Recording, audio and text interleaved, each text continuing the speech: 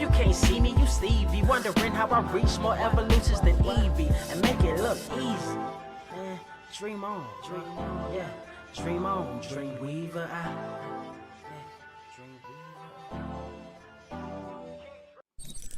What is... Oh, wow. I have a whole bunch of stuff up here. What is up, Earth's mightiest subscribers? It's your boy Ernie, Blerd Without Fear. Got the homie. Carter presents. Welcome to another episode. Or rather, this is technically... I guess, yeah. Technically, this is episode 236 of the Blerd Cave, the #1 comic book news stream on this or any other Earth in the multiverse that you can also find on Spotify. You can find it on Amazon, Google, iHeartRadio, Jet Set Radio, probably 10, 15 other places I can't think of right now. And yeah, if you do so, make sure you leave a rating. Yeah, it helps us find more listeners like yourself. Carter. What'd I do? I don't know. You do something? What you fuck up? How was your New Year, Blerd? My New Year's was great. It was full of amazing, awesome, pretty... Oh my God, there's a lot of memberships coming. I mean, I'm not sad about this. I'm just gonna... I'm gonna mute the noise just for a moment. Give a shout to Roy Bot. He actually gifted 10 Blerd Without Fear memberships right when we started. Oh man, dude, yes, dude. Like I said, out here. Let me see. Let me see if I can. Well, let me highlight that. Yep, it will. Here, let me highlight that just for a memento. Look at our man out here, y'all. Out here. By the way, I saw. Wait, where'd the message go? I literally just saw a message. Yep, here it is. It's my birthday. Hope y'all enjoy today. Hey, no, we hope you enjoy today. we are going to enjoy ourselves, but thank you for that and happy birthday to you. Look, hey, anytime you get a trip around the sun, to me at least, it is always a good time. And yeah, man, just take care of yourself. Go put your feet up. Go put your feet up. Go chill. Do your thing. Also here, you know what? You know, just because it's birthday time, hey man, go get one of these. Get one of these, pimp. And let's see here. Let me. Yeah, here we go. Yeah, there we go. We back. Also, I can't just because the new way that I'm doing this. Yeah, I can't show some of these earlier ones, but we're gonna talk about them nonetheless. We got a $5 super chat from Brent Fox. Says salute Ernie Carter, Blerd codename #codename Snug. Oh, like that. Where is that coming from? Remember that was a little little thing y'all had a ways back. I remember it. But no, because you were talking about how tight the shirt was. Oh, he was the one with the extra tight ass shirt. Got you. I love how when I said that he's like, nah, I'm gonna take it to the next level. I hope you can breathe for the New Year's. God damn. You ain't shit. Anyway, also thank you, Roybot, also for that Blerd Club Diamond. And dude, just on top of that, just donating memberships too, just out here. GoCon sure his baby's father with $5 says, just want to give a shout out to the Blerd Cave and Happy New Year. Also, shout out to the Florida bus driver. We salute you. Wait, Florida bus driver. Now I got to Google. Everybody's been talking about Cat Williams this week. I ain't heard nothing about some Florida bus driver. See, so in your circles, everyone was talking about Cat Williams. In my circles, everyone was talking about the dude that ran up and jumped over the goddamn bench. That too. Okay. Yeah. Who jumped up over the bench and sprung on the judge as she was sentencing him. Which, to be fair, the more I learn about the person who did it, I'm like, yeah, you should go to jail. I'm gonna tell you what irked me about. I'm gonna tell you what irked me about the whole thing. Oh, what happened? So when I saw it, because this was something that my coworkers and I we were talking about the shit. It's so like the day we all were at work.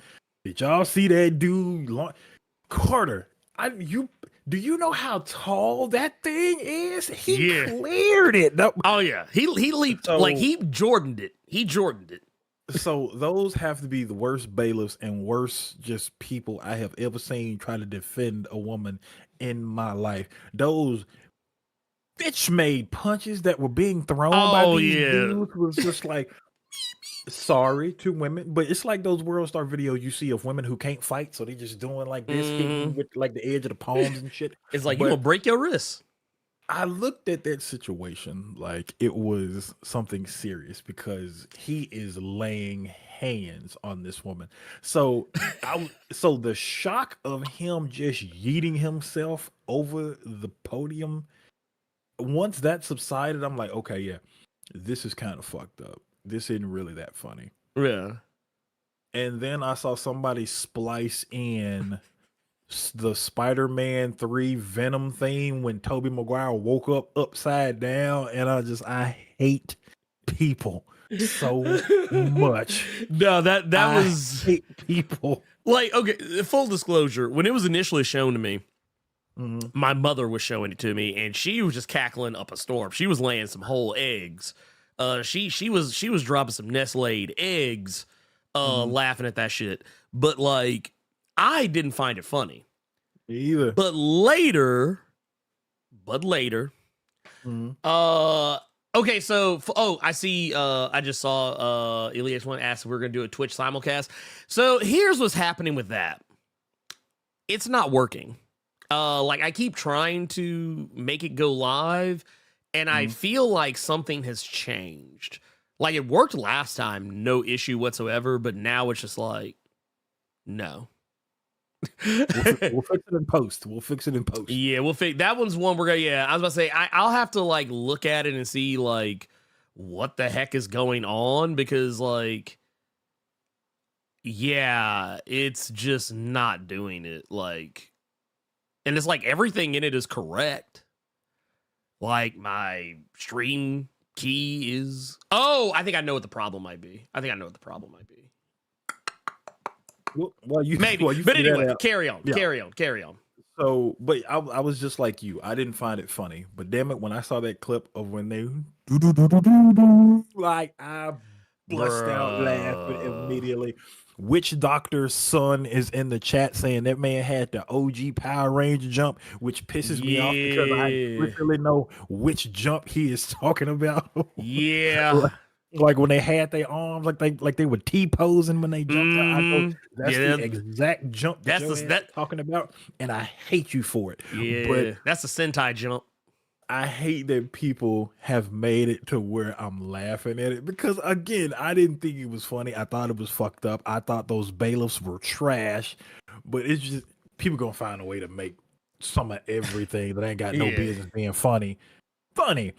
And somebody else in the chat, they also made it a point of just saying these first couple days into the new year have been nuts. We got this dude, Soldier Boy, in his way over the bench. We got the Cat Williams crap. We got Roy Bot's birthday. He's gifting out 10. We got Sir Yuri in the chat thanking me he don't like the fact that I made him jump down the, and I quote, dark hole of Spawn comic. Oh god. It is a dark hole. I'll definitely say that. He said that he read Scorched and he likes it a lot. Thanks for the recommendation. Thanks for the recommendation. You're welcome. And he's also reading Gunslinger Spawn. I don't know how far you gonna get into that, because that is the one book that Todd McFarlane himself is writing. So I ain't doing none of that. We also got a $5 super chat that is actually going to go real good in what we're going to be talking about today. Ooh, we got a $5. We got a $5 Little Caesars hot and ready from James Watkins saying the big game storyline was fire. Millard did it right, everything in one universe, and he wanted to switch things up before his leave to Dark Horse. We'll get into it. We also got $2 from the boy Nobody Except Me saying, Big Blerd 2024. Buy a Coke or something on me, bro. I didn't get you know what? I'm not going to be mad because I don't even drink Coke. So we ain't going to go there. But we also got another 5 from Go Sherry's baby father saying the Florida bus driver got fired for making white people sit at the back of the bus. You are lying. Wait, what? You are lying. Oh my God. Lord. Stop. You say you got the one that Nobody Except Me? Because I was like reading some shit. Yeah. So, yeah, okay. Yeah. We're caught up. We're caught up. Okay, cool.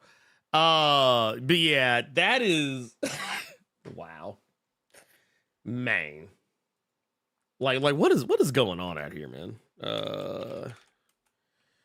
Hold on, let me see. RPM. Wait. Try to see if I can find this thing, and it is not happening. But yeah. All I found was TikToks. What's that? This bus driver. Oh, gotcha.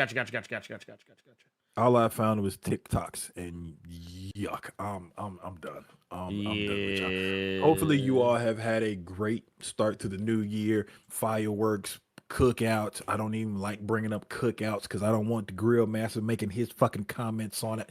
But hopefully, you all had a great new year. Hopefully, you spent it with people that you wanted to be around. Maybe you went out, you partied, and New Year's Eve, I saw that LL Cool J was in New York from some couple friends that sent me some videos of them down there. So yeah, man. I hope y'all had a good one. A real good one.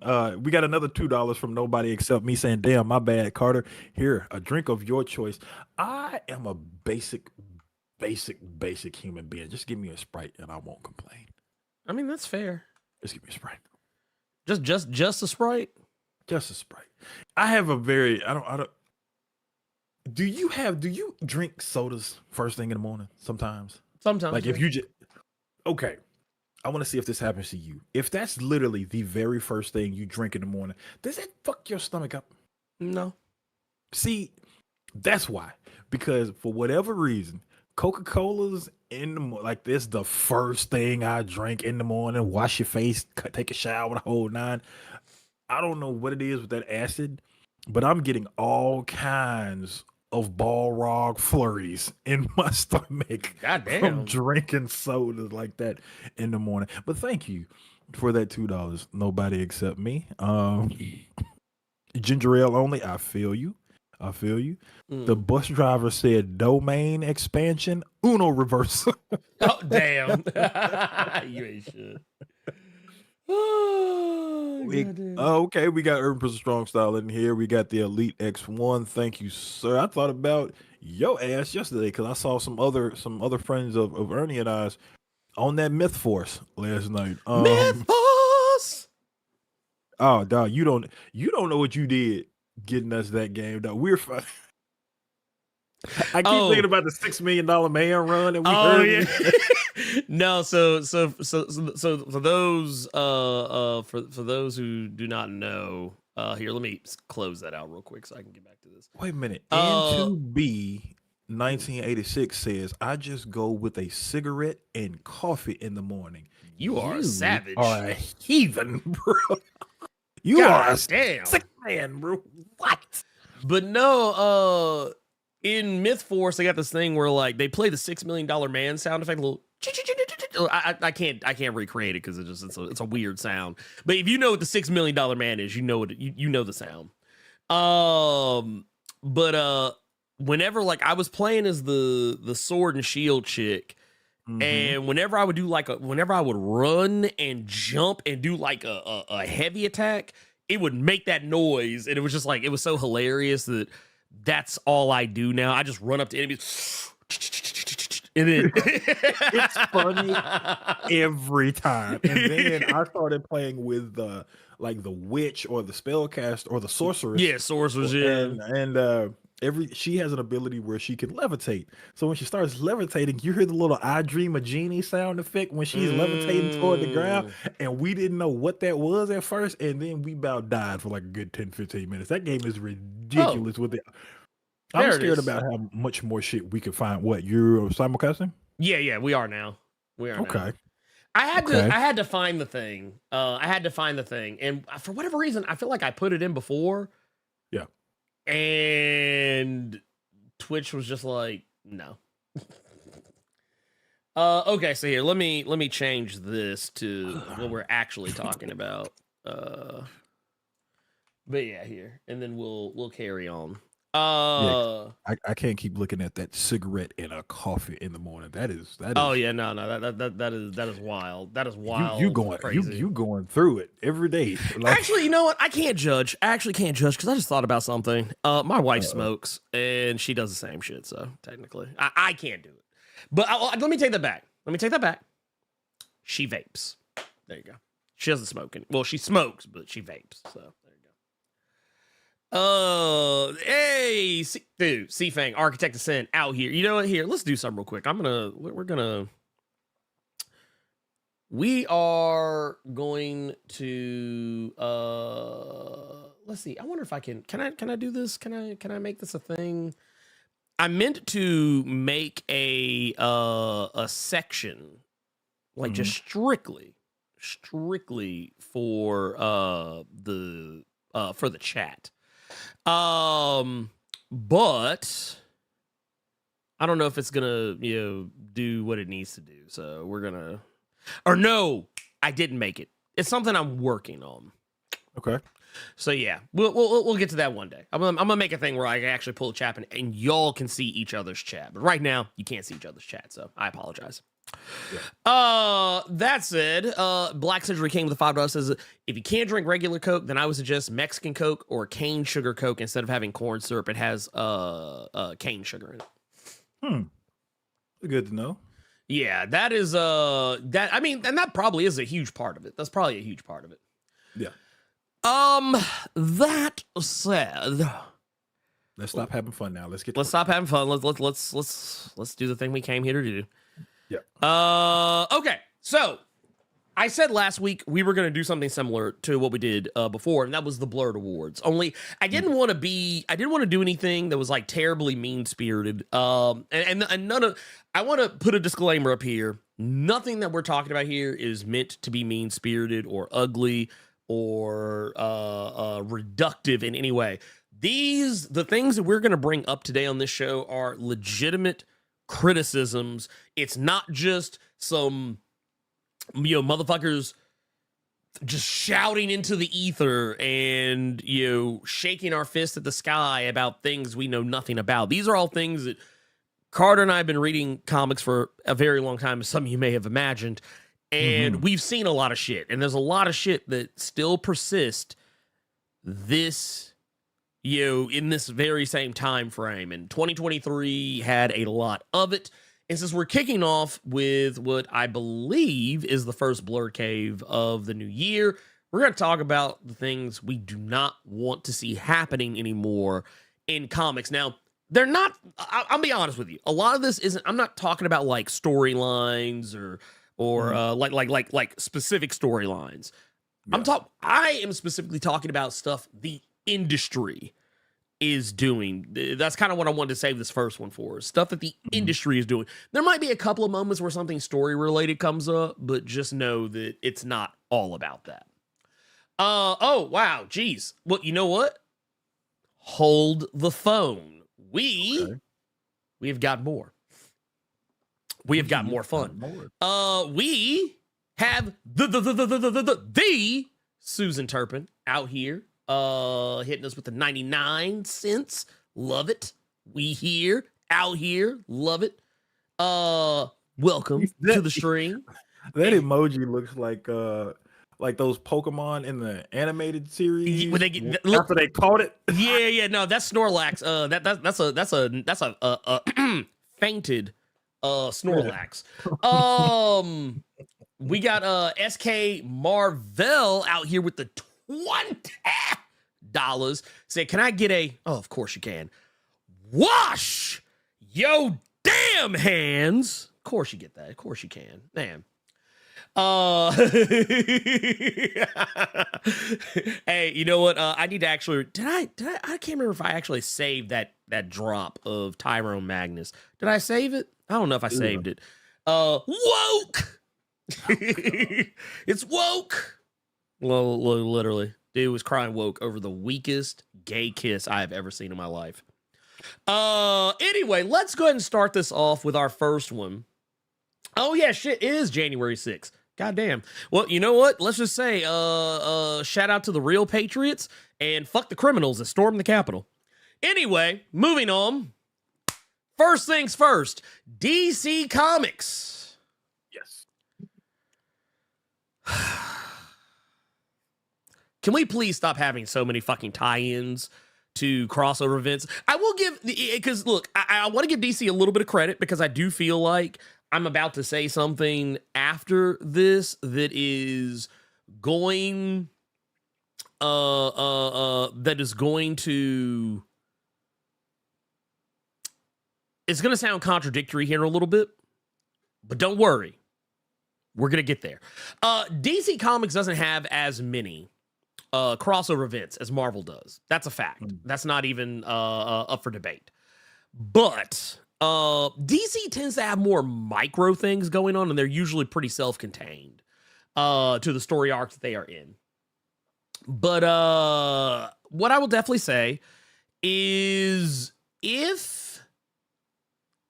and this is, if you're going to do crossover events, can we please stop doing the Night Terrors treatment where there are like 82 fucking tie-ins every week for a comic? Like, and don't get me wrong, I didn't hate Night Terrors. I liked the core issues of Night Terrors, but I honestly felt like you did not need any of those fucking, like, those tie-in books. They should not have been called tie-in books. They should have just been called like extra shit, because none of it was really like indicative of what was, like, okay, they were indicative of what was going on in the crossover as a whole, but like if you only read Night Terrors number 1, 2, 3, 4, whatever, you got the whole story. There was no reason to read any of that shit. And the more that I was doing videos for Night Terrors, the more I was just like, yeah, none of this shit matters.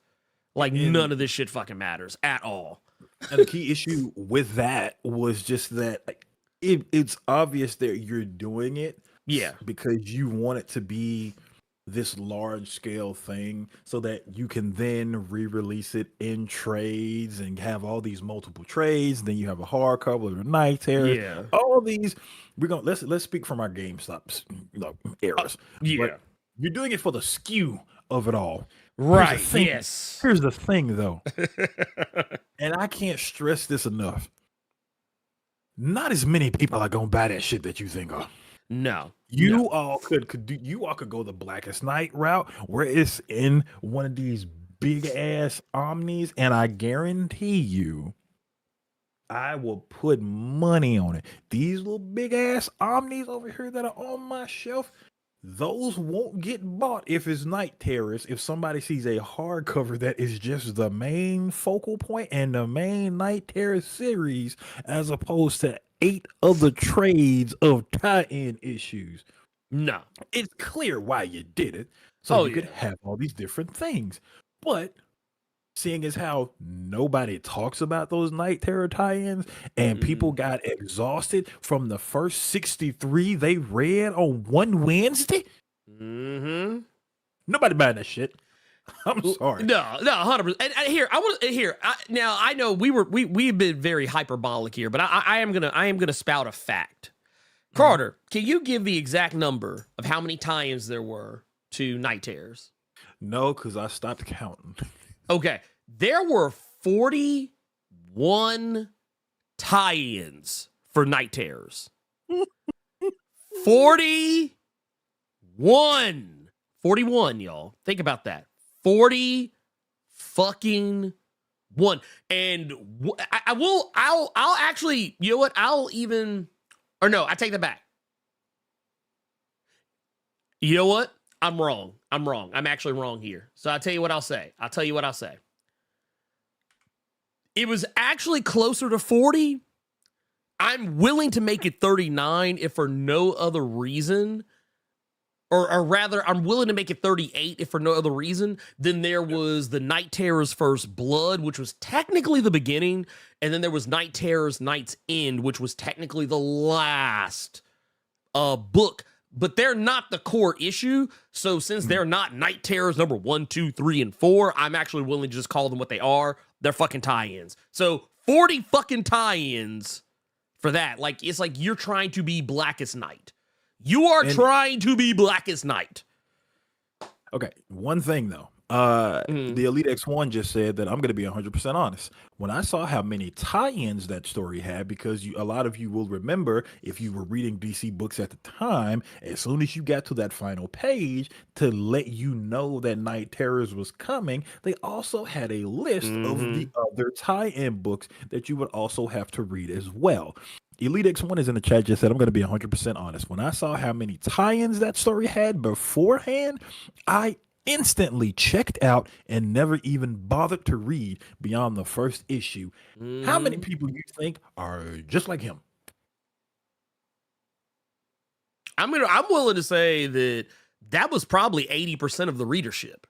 Minimum. I'm not saying maximum. Minimum.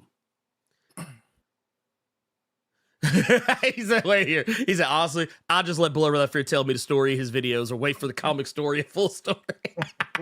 I mean, and here, LP3 points out something very valid. King and Black had hella tie-ins too. Yes, they did. However, I feel like King and Black's tie-ins, while they were definitely all over the fucking place, I feel like they were more in line and being closer to having something to do with what was going on and being consequential. And I only say that because one of the tie-ins was Venom. Here's the issue with Night Terrors, though, that I have. Night Terrors put the entire fucking DC Comics line on hold. Every issue. Like, all the books DC was dropping for Dawn of DC, which we're going to be talking about that here in a little bit.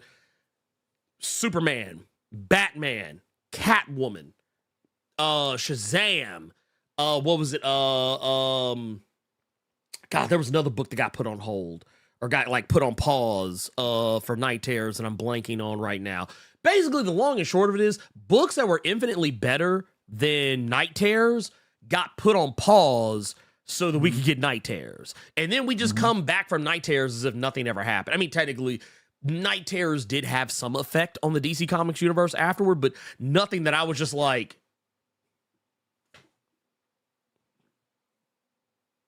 I don't know. It was too much. It was too much. Now that I've said that, because I know some people think I'm just shitting on DC here. I'm not just shitting on DC. I'm about to give Marvel day medicine too. Hell yeah. But we're gonna give it to him here in just a minute because I forgot I did everything out of order. Before we get to that though, I want to get to the insincere pandering in comics. This is one Carter suggested, more specifically. But Carter, I'm gonna give you a moment and let you cook for a bit. So just in case this doesn't get the response that Blerd Without Fear likes, he made it a point to make sure that I was the one who brought this. I mean, to be fair, I like to be fair.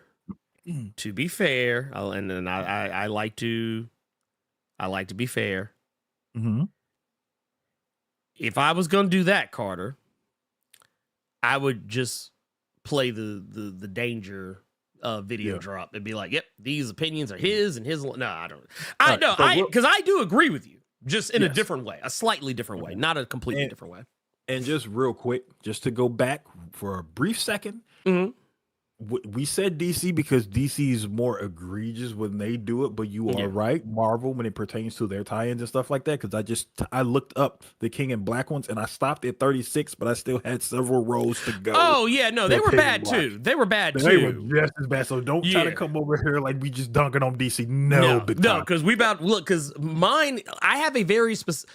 Like I said, and I said it before, I don't know why people don't fucking listen. I literally said Marvel's gonna get their medicine here in just a minute. Just shut the fuck up for a minute. Wait. All right. So insincere pandering to minorities. This is something that Ernie and I have talked about several times before because we have several LGBT people that watch the show. They hit us up on Twitter, the whole nine. Mm-hmm. And this isn't just pertaining to the LGBT people, that group. I'm talking about everybody. Yeah. We all know when someone is faking the funk. Oh, 100%.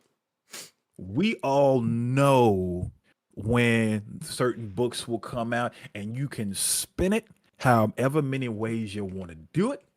You can tell, like, I'm not gonna name drop. I caught myself. I'm behaving. I'm learning, Ernie. I mean, hey, I'm proud of you. I'm proud of you. We can tell that a certain book is coming out and you are doing it for no other reason than to try to make yourself look good and see, hey, black people, come on over. Oh, hey, no, I got one for community, you. No, I got over. No, it's funny you say that. It's actually funny you say that because I was literally just thinking about these things. Like when you initially brought up the idea, when you initially brought this up, I didn't really know what to like exactly what to think because I have so many damn thoughts about it. But here, I'm gonna actually bring up something. And Carter, I'm curious if this is what you're talking about. So here, I'm gonna bring up some things, and y'all just kind of bear with me a little bit. Case in point, how we do the Marvel Voices Pride issues ever so often, but we don't actually focus on these characters outside of these issues. Or one of my personal favorites, hey, Mexicans, y'all want to come read some comics? It's like, okay, all right, cool. Hey, colors, I mean, black people? Y'all remember Wakanda? Y'all remember y'all remember the Wakanda stuff? Yeah, hey, you want to come over here and read some comics starring your favorite black characters that aren't going to get any shine whatsoever the rest of the year? Oh, and DC, you ain't free either because I looking at you, DC Power. Looking at you, DC Power. Hey, Negroes, my fellow Negroes, come on over here and read some comics. Which, by the way, I'm not saying that these things should not happen, but I feel like it is disingenuous when it only happens once a year. And I think that is probably the core, or at least I would say a smidge of what Carter's getting at. And then you proceed to blame said communities if certain things don't sell to the number you were planning to hit. Yes. Don't blame these communities because we smelled that bullshit coming from a mile. Here's the funny thing. Here's the funny thing. Because I want to point something out because I think people don't realize of how aware I am here. It's not the fact that I don't notice these things. I've talked about them before. Your ass just wasn't paying attention. I've talked about this before. I've said my piece about these things before. I just don't waste my time bitching about it 24/7 like Young Ripper or Nerdronic or Geeks and Gamers because it's exhausting. It's exhausting. So, not to mention they don't give a fuck either. So let's be real. They're doing it for clicks, and they have said as much. I have literally watched like the one where like all of them are together. I literally watched them say that like they don't get to make videos about things they love because they spend so much time bitching about shit to get clicks, and that when they do talk about the shit that they love, nobody fucking watches it. They only watch when they get angry. So it's a thing. They gave the whole game away. Anyway, that said, Carter, carry on. I sometimes feel like, and this is nothing to do with All right, let me just say something real quick. Okay. We got a person in the chat. Ernie is saying what we all thinking, and you know it. Here's the thing though, Ernie been saying it. Yeah, Carter's been saying it. Well, you know what? Ernie tries not to press it because there's better things to do. But I have said this shit point being, he clearly said when we started all this that this is something that Carter brought up to me. And I didn't know how to feel about it. But Carter, you take the reins. I'm laughing because this is me saying this. But I get X'd out. Ernie saying what we all thinking, and you know it. And now I'm seeing how I've probably said several things. But then it gets spun around that you said it, and now you haven't. Well, no, here's the thing. Here's the sad thing about it. This is something I've actually talked about before. I've literally, some of you may not remember the early days of the channel, but there was a little running joke that I used to always throw around, and I would say, nobody talks like that. And I used to tell people, I did a video about Ironheart, and I remember saying that I think the reason a lot of people found that Ironheart felt a little inauthentic is because Brian Michael Bendis was writing her, and he is a whole-ass white man. But when Evel Ewing started writing Ironheart, people instantly fucking liked her again. The thing is, and I agree that I don't think that every black character should have to every black character should have a white writer. Every Mexican character should have a Mexican writer. But I do feel like if the person writing the story is not up to snuff, they don't know how to write these types of characters, they should not be writing them, regardless of who they are. Because I'm not going to lie, there's some black folks that don't know how to write black characters either. There's some Mexican folks that don't know how to write Mexican characters either. Let's just put that out there. However, the main thing is, I do feel for the time being it should be that way because black people have not been given a proper opportunity to write those characters up until recently. Now it's more common to see a black writer write a black character, a Mexican writer write a Mexican character, and it's actually been doing very well as of late for the last several years. However, it's all about having the right person. Because here, I'll throw y'all an example. When everyone says, hey, it should always be a black writer. Carter, do you remember the John Ridley Black Panther run that you didn't care for very much? John Ridley's a whole black man. And I don't like everything that John Ridley writes. In my defense.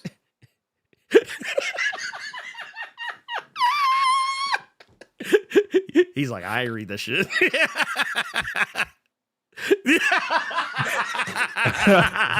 This is why, shout out to all my Spotify, iHeartRadio, Apple Music people. This is why shit like this you should really be watching live. But yeah, real quick, because I see people in the chat saying hashtag give Carter credit. My point was, now I finally get it, Ernie. Just like people will come up to me pissed at me for something you said. I clearly this was my point to make. He clearly said this was all me. But now I see why people be coming at you for some shit I be saying. Yeah. Well, no, because Ernie, you said it was him. We go watch Ernie White. Go back to the Blerd Cave. You said, well, no. Carter said. It's funny. Because you literally told me about how someone came to you bitching about me at a comic shop the other day. And I tell you sometimes how people come to me bitching about something you said. The thing is, I'm like this, go bitch to the motherfucker that actually said it. Because you might actually get what you want. I'm not going to lie though. If you come to me bitching about me, I'm probably going to laugh in your face. But that's it. Real quick. When it comes to, right. First point. When it comes to John Ridley's Black Panther, I read the covers. The covers was A1. Oh, now, the covers were fantastic. Next point. Triple.31 just said something in the chat that I have told you. You went and read it and said the exact same thing. Al Ewing was writing black people so well. I thought he was black. Hey, I didn't think Al Ewing was black. Yeah. But I said that he knew how to write black characters. Well, you know what it was? I was like, dude, I remember the first time I read his Mighty Avengers, I was like, damn, this brother is putting genuine respect on these black superheroes. I was like, damn, this dude is always out here putting on the cape for us. Man, yeah, he got to be a brother. And then one day I looked up, saw it was a whole ass British white man. I was like, Lord Jesus. And it still trips me out that Mighty Avengers was his first swing at bat at Marvel. And he was like, nah, I'm giving it to the black folks. He's like, you know what? Al Ewing is the white version. He's like if a white person said what Issa Rae said at that award ceremony, I'm rooting for everybody black.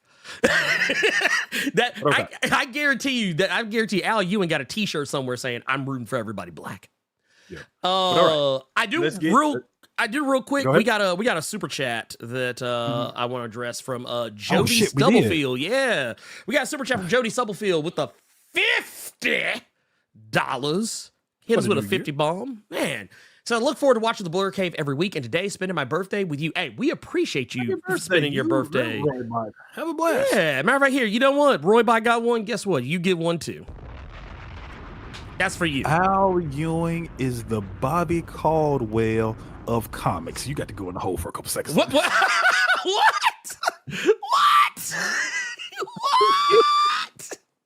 Oh, wait, you know what it reminds me? It reminds me. What was it on Barbershop when they said who was it? They said had ribs better than black people.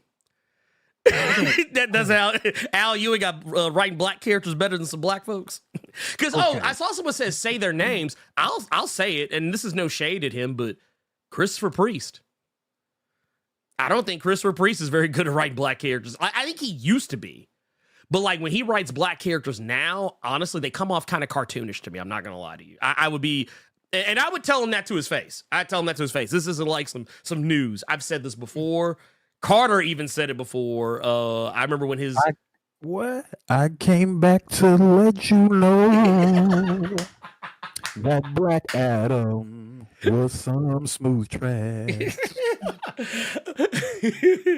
Well, you know, I like the book itself, but not the main character, but the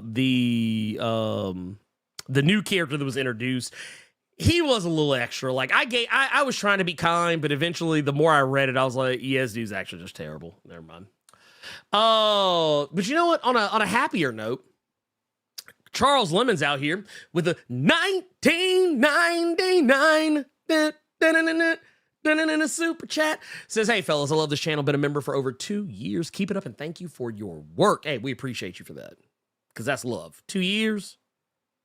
Yes, it is. That is love right there. So let's try to rein it back in. So that was basically one thing that I want every comic company to stop doing, because again, I said it at the beginning and I'm going to say it here at the end so we can go ahead and move on. We can tell when you're faking the funk. If you're then going to use that as an excuse as to why certain characters don't have books and things like that, there's a reason that people will go to a different company, because that you're full of it. Oh no, and I'll just reiterate this. Al Ewing is the reason you get as much Blue Marvel as you do. Because nobody else is writing Blue Marvel at all. Like, I think, who was it that wrote that Doom book? The most recent Doom solo. I know exactly what you're talking about. Yeah, because Blue Marvel showed up in that, but outside of Al Ewing, that's the only motherfucker that like I've ever seen like actually try to include Blue Marvel in stuff on a regular basis. Literally one of his last books before last year, Defenders Beyond, was literally all about Blue Marvel. So yeah, there it is. But yeah, let's move on to the next thing. Marvel. See, I told you Marvel's gonna get their medicine too. Marvel and its never ending crossover lineup. I want to point out something, Carter. I want you to see this. So here, this was last year, and a little bit of the year before. But look at this. It was like, okay, Avengers Assemble in November. We had Dark Web in December. We had Sins of Sinister in January. We had a Captain America Cold War in the spring of 2023, but let's be real. That shit actually came out like tail end of March, I think. We had the Summer of Symbiotes, which honestly, I just didn't even bother with in the summer. And then we had all of the Fall of X comics. And it was just like, bruh. And these are just the, like, and I want you to understand something. These are just the ones I'm showing you. Mm-hmm. These are just the ones I am showing you. I am so tired of every single, like, month. There's a new crossover. It's like, dude, I haven't had time to come down from the previous crossover. Because, hell, well, this is because this took place, I think, in November. But, or I think, yeah, this all took place they dropped this in, I think this picture I'm showing you now, it was actually dropped in October or something like that. But Judgment Day was literally not that long before Avengers Assemble. So yeah, it's just like, dude, after every fucking event, there's another fucking event. And it's like, dude, give people a chance to just chill. Like, you know, like, oh, go ahead. Go off, King. I'm really happy you said that word, event, Mm-hmm. because this was a thing that has been a constant with Marvel, where people have been telling them to sit their ass down for years with the never ending events. Oh, where yeah. You're killing sales for a book that was doing well because it's constantly having to have a tie-in issue for an event, which basically killed whatever momentum that book had. Mm-hmm. Marvel then said that they listened to the fans and they were going to cut down on so many events, which was actually a lie, because they didn't cut down on events. Mm-hmm. They just call them crossovers. Yeah, they call them crossovers now. Well, and here, I want to point out something, because I see some people in chat trying to, like, you know, push back on, well, maybe not push back, but just, I guess maybe thinking that we're judging. Here's the thing. I like Sins of Sinister and Cold War as well. Mm-hmm. My issue isn't with the quality. My issue is not with the quality of the books. My issue is with the frequency of these. I like Sins of Sinister as much as the next person. I loved Sins of Sinister, actually. I loved Captain America Cold War. I actually thought it was really fucking cool. I think it kind of fizzled towards the end a little bit, but I mean, it was still really good. You can still like something and still be tired. And that's, okay, thank you for saying that, Carter, because it's a thing I say all the time, and I think it's why some people think I don't like certain things, because I'm a person who can criticize the things I love. And honestly, I tell people this all the time. If you can't criticize something you love, I actually question how much you really love it. Because at that point, I feel like you're being disingenuous. I feel like case in point, okay, Carter, you know me. Mm-hmm. One of my favorite, and here, let's cut away from this just for a moment. One of my favorite movies of all time, favorite horror movies of all time, mm-hmm. is Terrifier. Mm-hmm.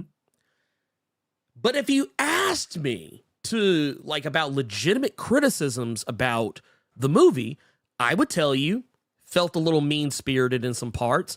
There was sometimes gore just for gore's sake. I feel like the plot is, it's one of those, it's not a bad plot, but I am also one of those firm believers that your story should start where they begin and not where they end. And Terrifier does that, to the point that there was a while there I was a little confused about what was going on until I finished the movie. And not only that, I mean, it doesn't have the best acting in the world. And I mean, it's because it was shot on a ham sandwich budget. So they had to work with what they had. So I'm not going to judge them on that. But yeah, I can criticize the fuck out of Terrifier. I can tear that movie the fuck apart if I really want to. And you know what? It's still one of my favorite horror movies of all time. Like, case in point, I love the X-Men comics. Unapologetically. I can criticize those too. And sometimes in my videos I do. And then there's other times I don't, because I feel like I just want to spend more time talking about the thing I came to talk about. But it just sometimes I feel like people miss that. Yeah, you can point out the flaws and still like something. Yeah, like I said, some of my favorite things in the world I can rip to shreds. And will if you ask me. But yeah, like I saw somebody point, like case in point. As much as I thought dark web was kind of unnecessary, I can also find something nice to say about it. It's something I saw Aggressively Relaxing point out in the chat. Rec Rap was great. Actually, like Rec Rap, he was actually kind of cool. I thought he was funny, but once again, I like fun, so there you go. But yeah, getting back to it though, I feel like that's really all that Bear's saying about that. Is that, I feel like we need to get to a point where we need to, like with Marvel specifically, because I remember when I came back to comics after a brief break, I think it was in 2008, 2009, when Secret Invasion was going on. Marvel literally went from Secret Invasion right into Dark Reign, and after Dark Reign, I think they went right into, there was something, I think maybe in the middle, and then it went to Siege. And like it was like boom, boom, boom, boom, boom, and it was like, what is going on here? Like they did the same thing. What was it, going from Infinity to Secret Wars and so on and so forth? I'm like, look, just give me an opportunity to come down, to gracefully, like bring me down gradually, and then bring me back up. You know what I'm saying? Like it doesn't have to be like. I don't want to use a very vulgar analogy here, but I was like, just know that you don't have to jackhammer everything. But speaking of or no, that's actually not a good segue. But actually, no, speaking of crossovers. Speaking of crossovers, we got us here this is actually I actually appreciate this because it's kind of some slick shade and I'm here for it. Gearless Mo with the 1999 super chat says the only crossover I like is the comic crossover. Meaning the Donny Cates Image book crossover, which is really what good. He's referring to for all you people that don't get the joke. Yeah. And we also got the $2 from GoCon Sure His Baby's Father. Says they do all those events to appear in the movies. To be fair, not always, but I do feel like sometimes it is. There's certain ones I feel like you're like, I see what y'all doing. Yeah, certain ones are probably for movies, but the majority are so we can have several SKUs on a shelf. Yes, that's what it is. And Talali House says, I love Supernatural and can point out all his stupidity and mistakes. See, there you go. 15 years, your ass better be. Right? Look, okay. I'll throw you one better. One of my favorite shows is Spartacus. Spartacus, Blood and Sand, Gods of the Arena, War of the Damned, all that, whatever. I can point out the stupidity in Spartacus. Like, honestly, one of my biggest criticisms of Spartacus is that instead of focusing on the thing that they actually had going for them, which was the story, the plot, they spent too much time trying to, like, show titties and dicks and showing people fucking, and, like, it was so egregious to the point that, like, I felt like it actually pushed away some people who actually would have enjoyed the show had they, like, been a little bit more. I'm not trying to say that they can't have those things in it, but just like it became the selling point for the show instead of the plot. Still rein it in a little bit. Right. It's like, dude, the plot, because like when I tell people, I'm like, dude, if you actually sit down and watch the show, the plot is like off the fucking charts good. It's off the fucking charts good. The show is amazing. And honestly, I feel like the reason why people don't talk about it as much is because they probably feel like they're about to be shamed. Like, I always joke about the game I love, Dragon's Crown. I love that game, but I can't talk to people about that game. I can't play that game with my friends because I know I'm going to be judged. I'm going to judge you while I'm playing it with you. Right? Look. he know we both gonna be playing with the big titty witch and the big thick barbarian woman, titties and ass swinging every which way, and we gonna be judging each other the whole time, all the while. Ain't gonna hold you. My Vita is right there. If I Google that there are still like some kind of way we can play online, I'm gonna need you to blow the dust off of your PS4 or PS3. Oh yeah. No, we playing. We playing. Yeah. Nah, Pip. Keep it real. No, we gonna play that shit. Yeah. And we got another one here from Stomp 10 says, I think Beast would make a horrible roommate. I know his blue fur sheds everywhere. Look, man. I bet you won't say that to Beast's face though. Man, look, now he got that strap. Look, that motherfucker pull that pistol. Ooh, that motherfucker. Well, I don't even remember what the hell kind of rifle that was, but it looked dangerous. Yeah. Wait, Elite X1 said, "Drag his crown. Judge all you want. That shit is fire. It's D&D arcade with better graphics." No, that's true. It's true. Yeah. Game is amazing, but people will judge you. And I'll take the judgment, but I just like to tell people. But no, let's oh, Carter. Oh, yeah, you're good. Never mind. Yeah, I'm good. Yeah. Let's get to our next. Our next one is this is where I'm actually gonna throw some individual shade. Uh-oh. I saw something very egregious in a certain comic, Carter. You may have read it. I don't know. Mm-hmm. It was the original X-Men one-shot, which for the most part is a largely inoffensive comic. I was actually going to do a video about it, but then I was like, no, I don't care. It was largely inoffensive. It was kind of cool in some spots, but I had one issue. And I'm going to pull up a panel, Carter, and I want you to tell me if you spot the problem. You know what I'm going to do? I'm actually going to be kind. I'm going to blow this panel up.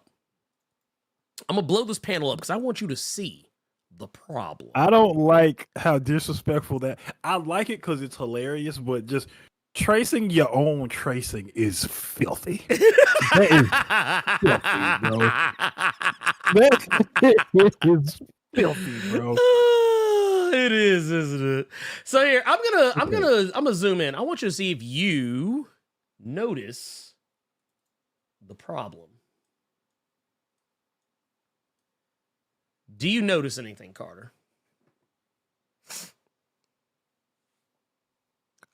I hate when people do shit like this to me because you're gonna end up focusing too hard.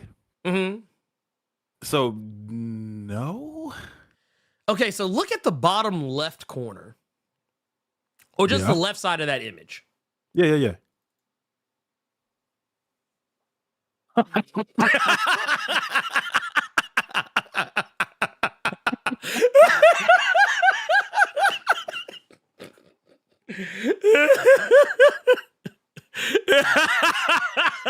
Greg Land, you are the man. You are the man.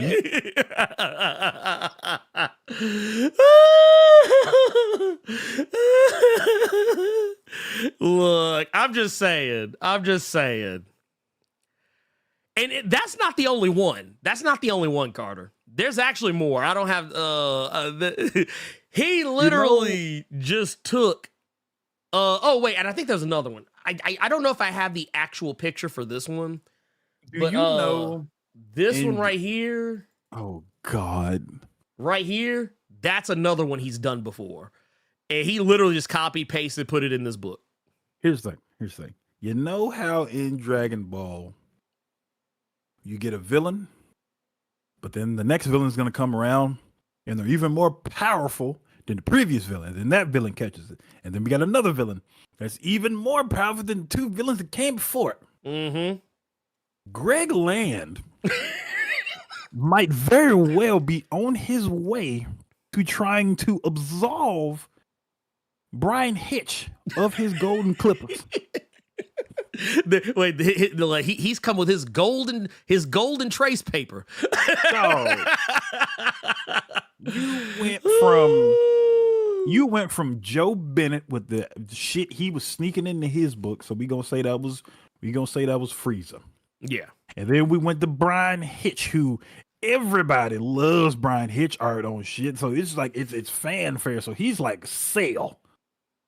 And it looks like Greg Land might very well be the Kid Buu of art villainy.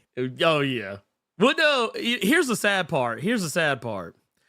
So I saw Into B says, isn't this plagiarism? No, it's not plagiarism because it's his work. He's copying his own work, which, I mean, I know it sounds like me being petty. It kind of is. But plagiarized himself. But the thing is, it's like he literally here. I'm gonna pull these back up because I want y'all to see this shit. Here it is. Bam. So like right here, he literally just copied this and moved it over to that. It's the same image. It's literally the same image. He just the golden Xerox.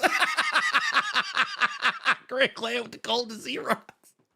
I mean, but here's the thing. I want to make sure I'm very clear when I say this.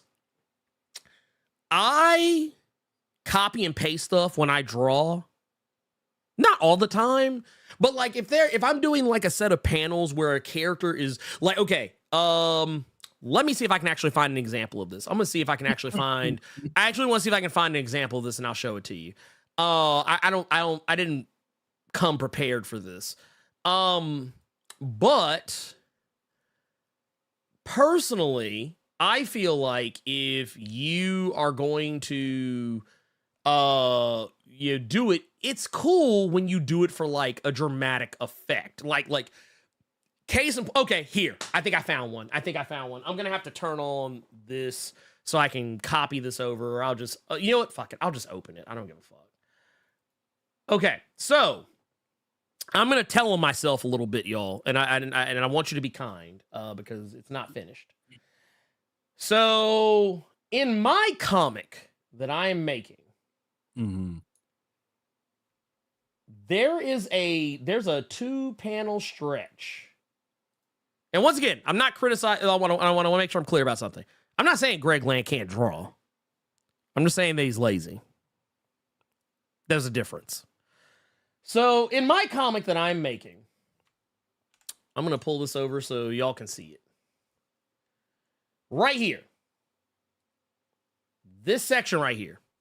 I did not draw these 2 panels at all.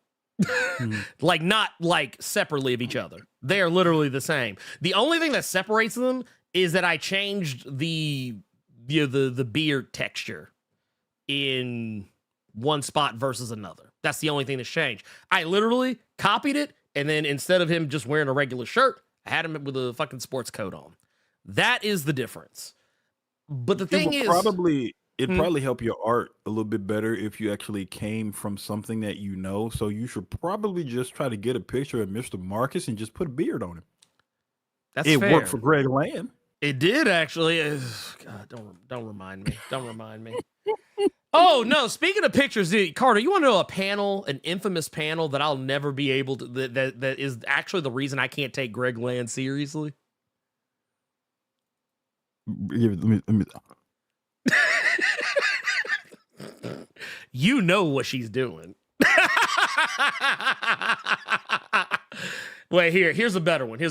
There you go. No. Here you go. Where's her hand? Look at that left hand. Where's her hand? Yeah, I think it's safe to say he took this. Is it behind her back? No. Okay, no. It's in front of her. The hand, like her left hand is in front of her. So here's what's happening. And I guarantee you I know where this comes from. This came from a gangbang porn. Because I can tell you what that right hand's doing.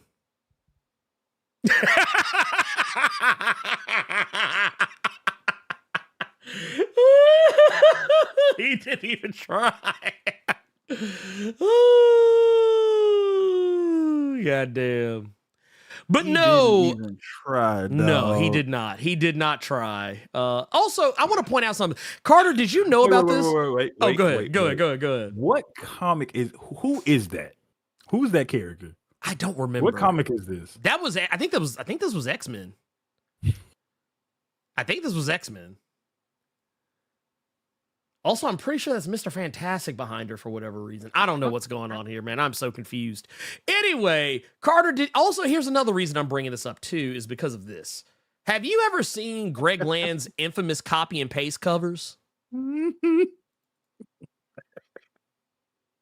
I've seen Reddit threads where people have like just aired him out. Oh yeah, that last one I ain't never seen before, but you know what's happening. Oh, he Jerome or not Sir Your G said that's Ultimate FF. Got you. Okay. Talking about this one. This is Ultimate FF. Don't go back to it that quick, though. But yeah, no, you literally need the Jesse Pinkman Breaking Bad, because somebody just said in the chat he can't keep getting away with it. He can't keep getting away with it. I did. You know what? I'm gonna write that down. I'm gonna make a note. I'm gonna make a note. He can't. I would actually tweet him. You cannot keep getting away with this, dog. Thank you for the 100 bomb, Gearless Mo saying, get those likes up. Also, how is Mr. Marcus these days? If Ernie goes back to that previous picture, I guarantee you that's how Mr. Marcus is doing these days. Oh my God, I'm dead. I'm dead. Oh my God. He literally just took some white woman getting railed. Yeah. And put it in Fantastic Four. Oh, yeah. Oh, 100%. 100%. The world's greatest comic. Look, Marvel's first family. Look, he turned the Ultimate FF into Ultimate Freaky Fool. What else? Like, I'm sorry. What I need somebody in the chat to tell me is what issue. Because I want to see how he's trying to turn this into like somebody getting like beat up or something. Because that is clear as day. The copycat ninja comics. Kakashi Sensei. Not Kakashi. Yeah, he's known for using orgasm faces and poses. Yeah. Let's move on, please. Please. yeah, let's move on. We didn't have way too much fun with this. Let's move on to the next one. Fire covers. Yes. Less fire interiors. Okay, so here's where I want to put an asterisk on this. I'm not going to call out any comic that has Alex Ross on cover art and then just somebody else, on the interiors, because that's just not fair. That's not fair. No. You look. Alex Ross can't even compare to Alex Ross sometimes. It's just, you might get in trouble with me, or you might get upset with me for this. Excuse me. But why? When I see that, the first thing I thought of was that Cyborg book, that Dawn DC Cyborg book. Because those covers were really dope. Oh, no.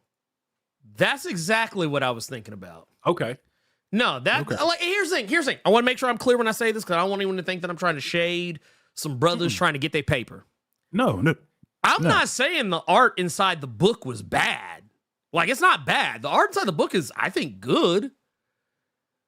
I think the problem is just that you see this on the cover with that expectation that when you open that book, it's gonna be the same. Because when you open the book and the first thing you see is this, it's like, oh, wait a minute. I thought I was getting this. Mm-hmm. And it's misleading. And I know they do it to sell the book. But the thing is, I don't think that that's fair. I don't think that that's fair.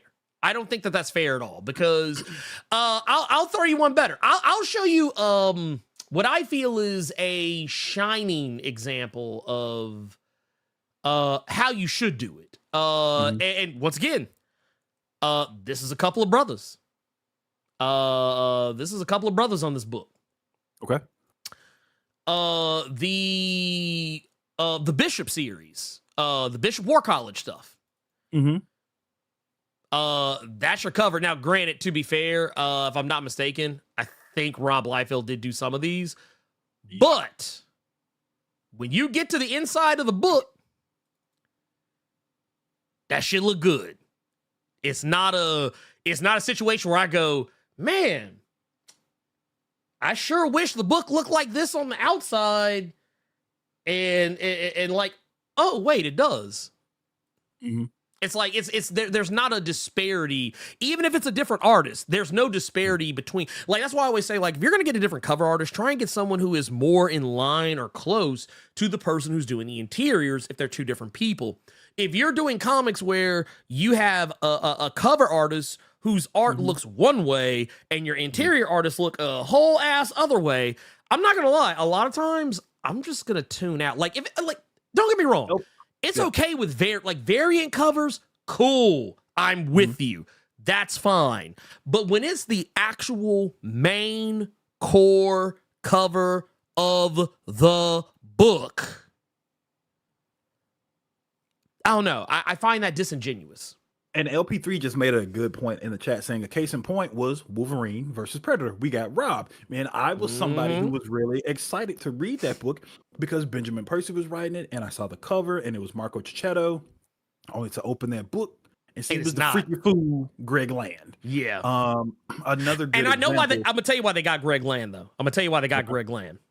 Okay. It's something that I've seen the Star Wars books do early on that they don't do anymore, thankfully. They would have the artist try to recreate shots from the movies.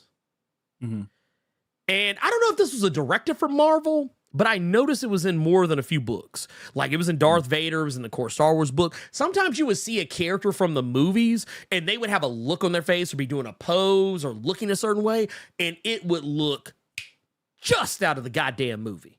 Like, it was like, dude, whoa. Like, I think there was a shot of the Emperor once where, like, he literally had, like, the look on his face, the exact same look on his face from, like, Return of the Jedi.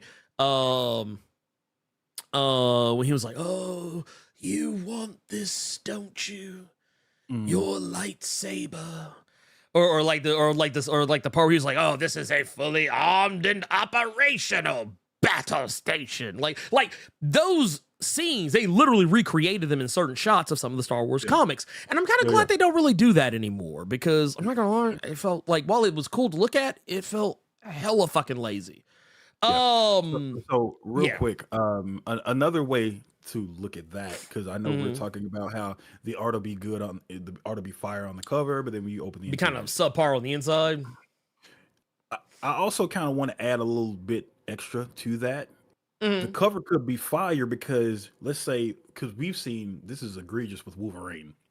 A Wolverine cover will have like him going head up with like the Hulk on the cover, and it looked brutal. And then you open the book, and it's a flashback issue of when Logan and Yuriko were in Japan somewhere. Hulk ain't got nothing to do with the goddamn interiors of that book. Yeah, that's fair. That's fair. I tell you what, you know what? Let's. You know what I mean? Actually, that kind of jumps ahead. Let's. There you go. We'll skip ahead a little bit. Very much the same. Misleading covers. Covers that don't actually deliver on the thing that they are promising. And I tell people this all the time. Granted, the jury is still out on this one, but I will most certainly say some of the covers that you can probably look at as being, some of the more, I guess, grave offenders. Here, I actually have one in mind. There was one where Wolverine and Hulk were on the cover battling, but then when you open the book, they weren't fighting at all.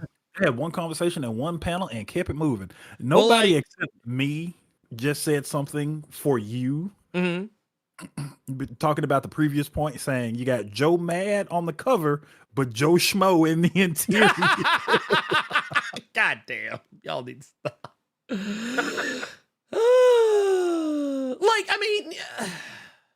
But let's keep it moving. Yeah. No, it's like this cover right here, though. I remember reading this comic. It's like the cover will have you think that, man, Orcus is struck. No, they didn't. In this issue, Carter, do you know what happens? No, what happened?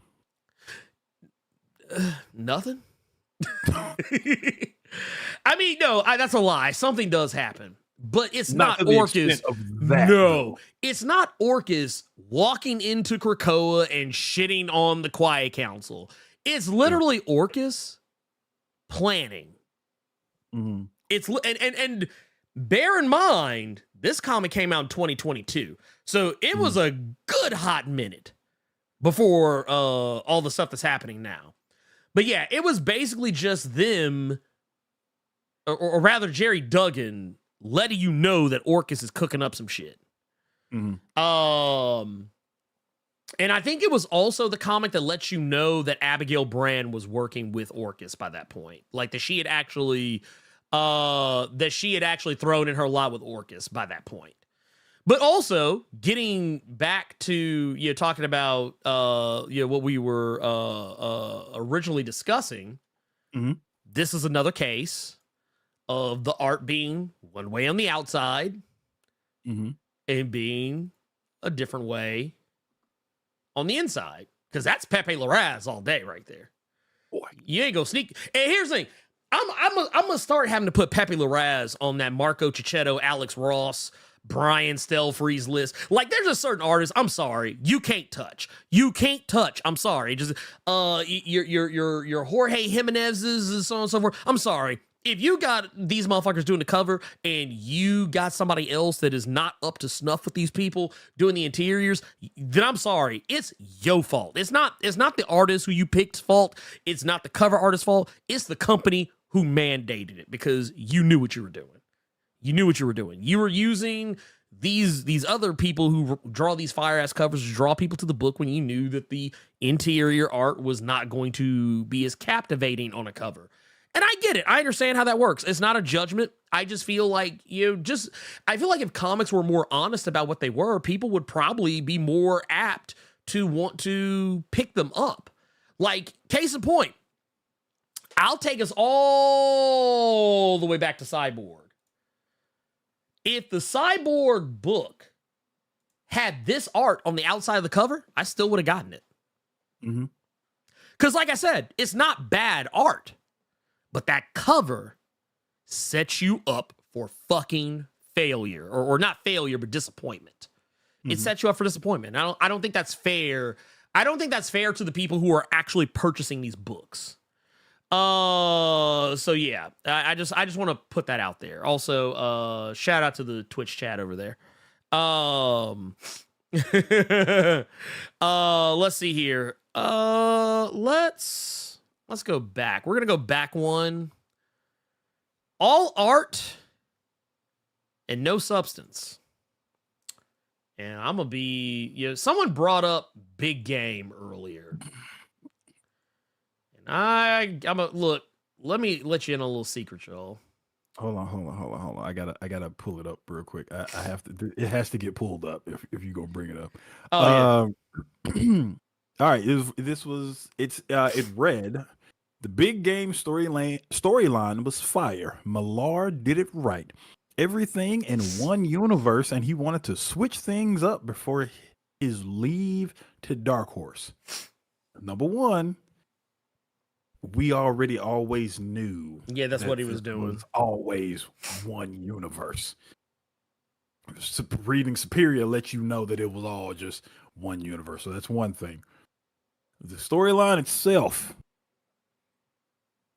there were several times where that was my recommended for those weeks on the Blerd Cave for no other reason than that name to the right of his Pepe Larraz.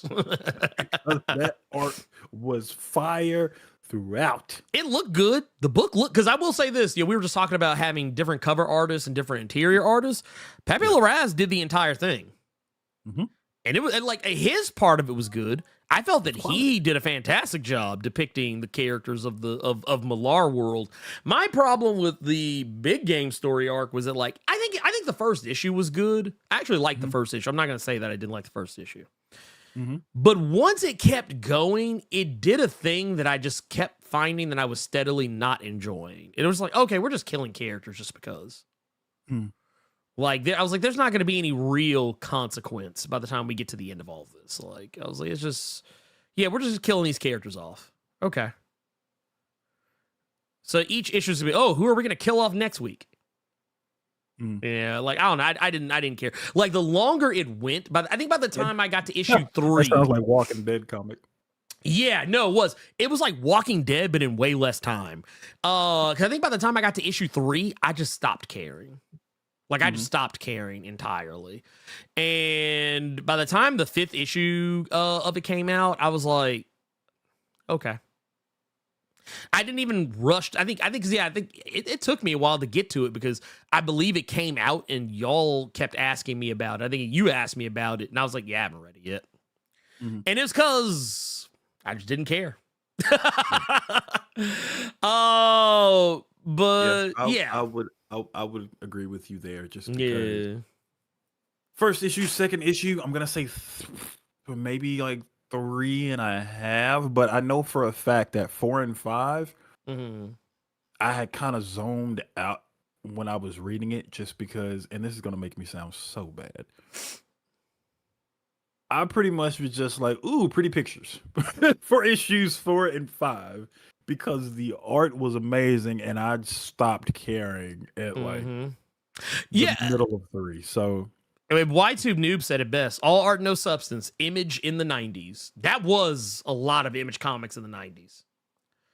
That was a lot of Image comics in the '90s. I won't even hold you on that. There are some I think that were actually legitimately good, but there were quite a few stinkers.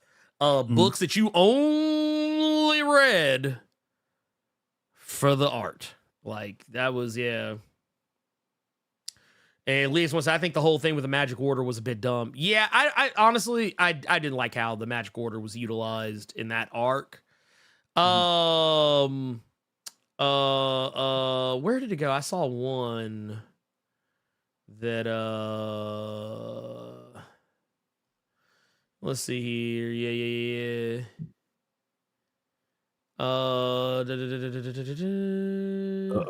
Oh, okay. Oh, we're gonna be. You know what? Let's address this. Okay. What are we addressing? Sigma Comics with $5 super chat, who decided that the best way to get my attention was to pay me and throw some shade. So here, I'm gonna address you exactly the way you don't want me to. Blur's been sleeping on Here Comes Calico. Ernie reviewed the first issue and liked it, but I haven't heard a peep since. Book's on fire. Good for you. How was he throwing shade? Well, no, because remember the other day when I told you that someone had DM'd Robo to try to shame me into bringing him on the show or covering his books again? Okay, so here, let me be real about something real quick. Oh, no. Let me be real about something. I was actually hoping this would happen so that we could just go ahead and get this over with. Oh, yeah, no. I like the first issue of Here Comes Calico, but here's the thing. I'm a busy person, and I'm in this to make money. And while I do like to use my platform to prop other people up, which I feel I do a great deal of, honestly. It's not every fucking episode of the Blerd Cave. However, I try my damnedest to when I have the time. But when people bug the fuck out of me, it makes me less interested. The people I have brought on, they don't bug me. They ask. I get to it when I can. They are gracious about it. And they don't try to, like, be smart aleck about it later. And that's what I feel this is. So, that said, congratulations. I'm happy for you. I'm glad. I am glad that the book is doing well. I'm happy for you. I'm happy. I like seeing people come up. But if you thought that trying to call me out on my show or going to someone else to try and get me to bring you on was going to expedite the process, you are incredibly wrong. Now, I'm willing to have a conversation with you off to the side, and we can talk, but this wasn't the move. Just Putting it out there. I do like your comic. Full disclosure. But I wouldn't have done that. Anyway, moving on along. Moving on along. It's only because I read Elite X1 in the chat saying, "Oh, this is a comic creator." Mm-hmm. But anyway, I just found out about this morning, y'all. I'm just as as y'all are, or just like, oh shit, we all in the same boat. I literally just found out about this morning. I mean, and let me. This will be my last thing I'll say about it, and I'll move on.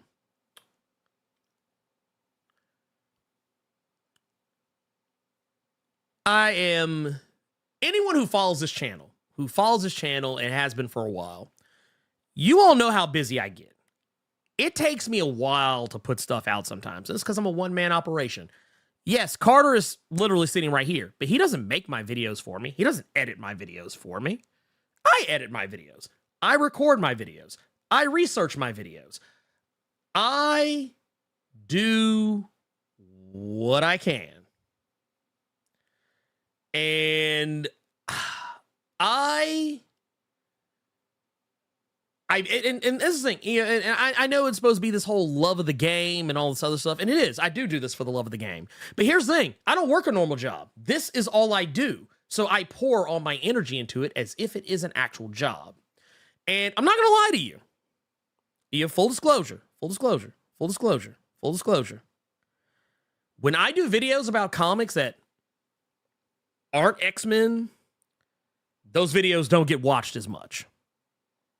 When I do comics about stuff that isn't, you're just absolutely popping right now, they don't get watched that much. So when I do videos about indie comics, which is why I don't do dedicated videos for indie comics anymore, I usually have people come on here and talk about it there. And honestly, I'm just always busy. Like I said, I wish I could have everybody on. I wish I could. I don't get to have everybody on. Just because that's just not how this works. But like I said, I am more than willing, and as I'll actually address something that Monumental Comics just said, because I did actually cover one of their books, and I think they understand how this works probably better than most people. Where did it go? Here it is right here. Monumental Comics said, bruh, Blur showed my book on the show, but this ain't the Monumental Comics channel. Stop it. Noble Star for president. See, there you go. That's how you do it. That's it. That's it. I want to read two things, and I want us to get back. Yeah, go ahead. What we doing? We got one from Black Quan saying tipping to get humiliated. Blerd, that's OnlyFans content. And then we have another one from Jerome saying that Ernie is burdened with glorious purpose. I am. I actually am. Well, you know, here's the thing. A lot of people. Go ahead, shoot. Real quick, those okay, Williams. Let's not forget, you said all of what the fuck you just said, but you also have a family too. Okay, there you go. Thank you. And this is, I don't expect everyone to know my business. I talk about my business from time to time, but I mean, I don't put everything out there. But you know, I think last week some of y'all saw I have a whole daughter. Who I want to spend time with, who I want to actually do things with, who I want to not forget my face or feel like I'm an absentee father because I'm always back here working on content. I have a wife that I want to spend time with, who I want to hang out with, who I want to go out on dates with. I have friends out in the real world that I want to hang out with. And I also have friends on the internet that I want to hang out with. So yeah, like Carter can actually tell y'all, there's a lot of times where sometimes I'm just like, man, look, I just want to play something. Like, we'll be sitting here talking, and I'll be like, man, dude, cut on Myth Force or Hunt or something like that so we can just, you know, shoot the shit. Because sometimes I need a fucking break. Yeah. So, I mean, yeah. I'm not, I know some people think that I'm like this big entity like Rob who has like video editors and all those. I don't. You know who the video editor is? Me.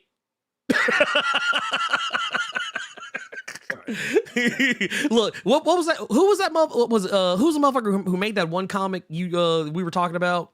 That on the cover it said create, what was it? Written, drawn, colored, created, and owned. Yeah, that's what Blerd Without Fear is. Blerd Without Fear is literally all those things are me. So yeah. All right. Anyway, moving on. I don't want to throw shade anymore. I don't want shade thrown at me anymore. I just want to talk about the things we came here to talk about. Let's go. Okay. No more X vote. I'm tired of it. I'm tired of it, Carter, because people don't know how to act. How so? How so? Okay, so every year we have the X vote, or I say every year. I think it's only been like 3 years. We've had the X vote. And for those that don't know, if you're somehow unfamiliar with the X vote is basically this deal where, earlier in the year, they're like, hey, here are a list of mutants that you can vote for to be on this year's X-Men team. Now, here's the full disclosure. They are already going to have several mutants who are already picked out, hand-selected to be on the X-Men already. So you're only voting for one person. It's for a rotating slot on the team. And my issue with it is that 2 years in a row, and I actually would dare say 3 years in a row, people have voted for shit acting as if we never had it before. Case in point, first year, we got Polaris. People only voted for Polaris because she was Magneto's daughter, and they act as if she has never been an X-Man before. She's actually been on the core X-Men team at least twice. Firestar. People literally voted for her off of nostalgia and nostalgia alone. It was all those people that look, I love New Warriors as much as the next person, but look, it was basically just a bunch of people who read New Warriors and like, yeah, Firestar. Or you maybe used to watch Spider-Man and His Amazing Friends. What the fuck? I don't know. That said, we ended up with Firestar. And you know what? And you know what that move led to, Carter? That move led to another character who pretty much had the same powers as Firestar getting moved off the team. And I'm talking about Sunfire. I remember when Leah Williams was writing X Factor, and granted, at the time, her run with X Factor was pretty much done anyway. So I think she was kind of mostly joking when she said what she said. But when Polaris was voted on, she was like, oh, well, then, yeah, if she's on the X-Men, then she's getting ridden off of X Factor. But it didn't matter because X Factor ended issue 10, and literally was it only had one more issue to go right before the X vote winner was revealed. But what often happens with these is it's literally just a popularity contest. Like, it's not about, like, for me, whenever I vote, I always vote for the character who I feel has never had a shot before. Like, case in point, this year, or this past X vote, I voted for Frenzy, because every other motherfucker on this list that you see, Cannonball, Dazzler, Jubilee, Juggernaut, Prodigy, they have all been X-Men before. Some of them multiple times. And and I know there's some people saying, well, what about Juggernaut? He's never been an X-Man before. Lies. He has. Yeah. He has been an X-Man at least twice before. Yes. I've read both those. So yeah, I was like, you know what? I would rather give it to somebody who's never had a shot. And the year before that, I think I had this year. This was a year prior. And well, granted, this was another one of those where, with the exception of Avalanche and Gorgon, and obviously Micromax, I don't think Firestar was ever really an X-Man before either. But like, all these other characters have been X-Men. Like, they've been on the core X-Men team at some point or another. So I was like, but I still voted for Gentle because I was like, you know what? The team is awfully white. I was like, let's get some color on there, But the year before that, which I don't have an image for, but the year before that, I voted for Tempo. because she had never been an X-Man before. But I feel like every year, like I always see these people on Twitter and on Reddit and on, God help you, Facebook and all these other social media sites, and they always say the same thing. I'm voting for XYZ character because they've never gotten a shot to be an X-Man. And it lets me know so much about each person, because it's like, it tells me you don't read or you don't keep up, because it's like, because I remember that was my argument for a lot of people. I was like when people told me, oh, I'm voting for Cannonball, he's been an X-Man before. No, I'm voting for Polaris. She's been an X-Man before. Okay, like I said, you vote for your favorite, that's fine. But like, I just think that like people don't use it correctly. Oh, I fucking hate it. I fucking hate it. Because I could see you saying that to somebody, but this person's been an X-Man before.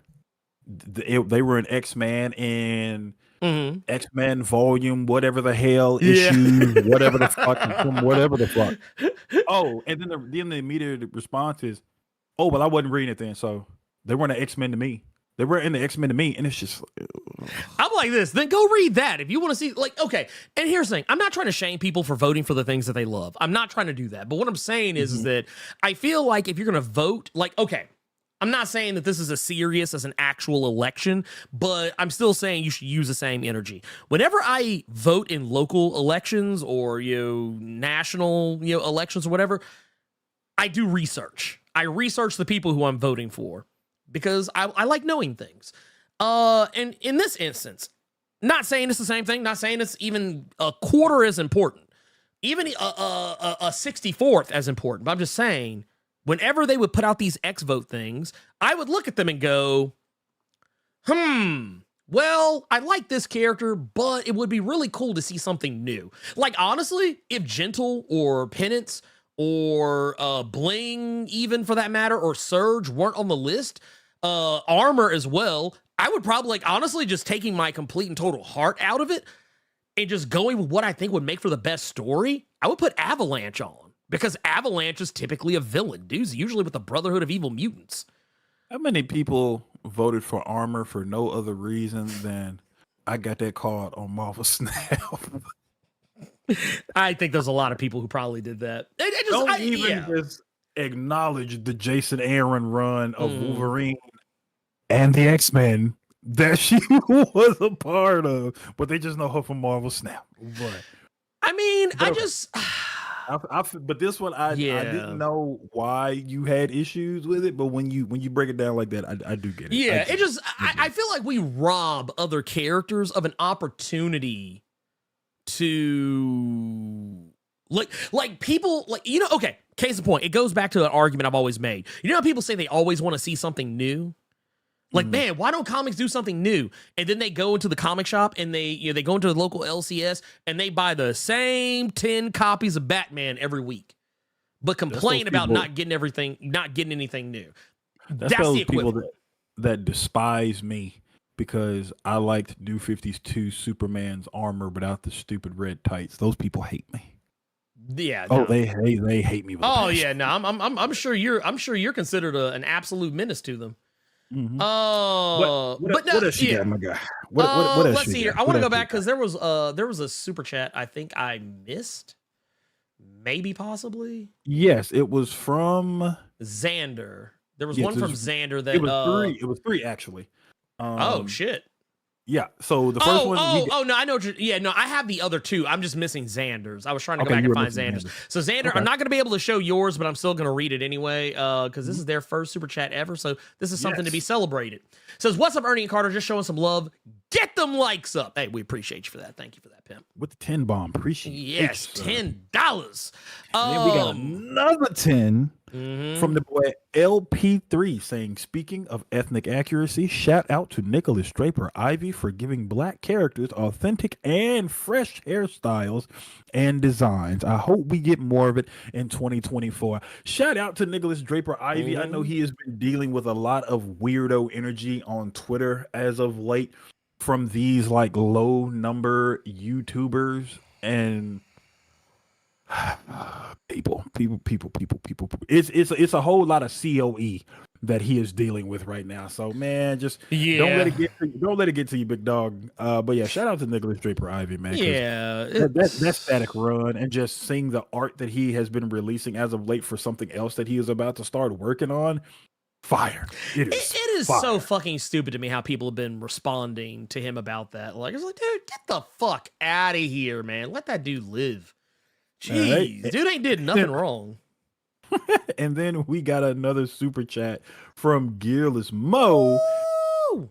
Saying that the X-Men vote stuff reminds him of the American Idol vote for the worst, which I did not know was a thing, but based on more ignorance or that bring it back in the day narrative. Yeah, no, that I get that a lot too. It just, I like I said, it's not even like, I'm not even trying to shit on anyone for like, 'cause I know there's lots of people who voted for characters that I didn't vote for. It's not that. I'm not saying you have to vote for who I want, but I feel like people should vote for change. Like, vote for something that you think would actually be cool. Me seeing characters like Armor or Monet, even though I love Monet as a character, but she's been an X-Men like several times. Seeing her back on the team isn't anything new. I would want to see something new, something new and different. The best opportunity, like case in point, if they did the same thing with, like, let's say they did the same thing with Daredevil. Everybody knows right now, recently, Daredevil status quo changed. He is now a priest. If they did a Daredevil vote where they're like, hey, what occupation do you want Daredevil to have in his new comic book era? Like, and if the vote was like, hey, you can either have him as a priest, or working at McDonald's, or working as I guess as an advertising executive, or as the CEO of Roxxon. Do you know what I would pick? Regardless of the fact that you just forget anything that's going on right now. Forget that we even already know that, like, what's happening. I would still pick the priest, because I feel like it has the best opportunity for some new storytelling. Yes. And that's just what, and that's why I always say, like, if you want new and you're given an opportunity to get new, you can't cry about not getting new when you didn't even take an opportunity to get new. Facts. And just as an FYI to people, because I saw somebody ask in chat, COE means clout over everything. Yes. Don't matter what we say, it doesn't matter what actions we do, as long as we get that clout, as long as we get those clicks, that's all that matters. And a lot of times they don't even get the clicks. A lot of times they don't even get the clicks. Also, by the way, shout out. Yep. Oh yeah, I got you. Oh, go ahead. 99 super chat. Now he dancing to it. Jesus Christ. Okay. Yeah, boy. But yeah, like I said, it is what it is. I do appreciate the love I've been seeing in the chat. I'm not trying to shade anybody, so like I'll just leave it at that. For those who said that they like my channel, just know I like you back. What are some other things that need to change about comics in 2024? Oh man, let's go. Milestone. Woo. Oh shit.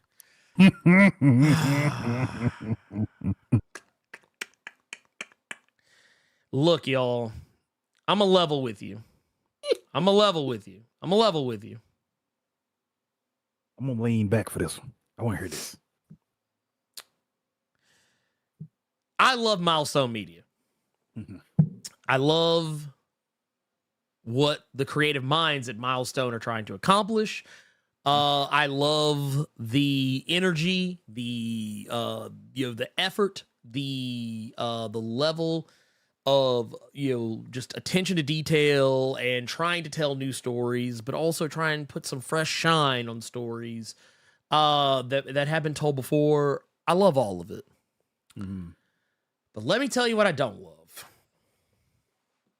Carter, you know what one of my least favorite things in superhero comics is? That's the reason why. It's technically what made this hit the list, and I'll probably segue into some other shit maybe. I'm probably not going to, but I feel like I talk about this enough. I feel like I don't have to make a whole segment out of it, but one of my least favorite things in comics is when two superheroes decide they don't like each other and they got to fight. Okay. And that's basically what this was, but it took, 5 or 6 some odd issues, I think, to get there. I don't really rightfully remember. I'm looking it up now, and yeah, it was 5 issues. So with subpar art. I won't go that far. I won't go. Well, I tell you what. I don't think Dennis Cowan's art was bad. Mm-hmm. Because a lot of these books were drawn by Dennis Cowan, and I like Dennis Cowan a lot. But it was the parts where Rocket was involved. They used a different artist, and I didn't really care for that part. So when I say art, I'm meaning it in the sense of just going back to a previous point you made, where the art on the cover looked a certain way, but the interior. Okay, I got you. Never mind. Carry on. Yeah, okay, so yeah, he's talking about this. Okay, so yeah, I will, you know what? I will concede that. Yeah, you get this, but then you open the book and you get this. Which, once again, it's not bad. It's just that it's not indicative of what you got on the cover of the book. And I will be the first one to say that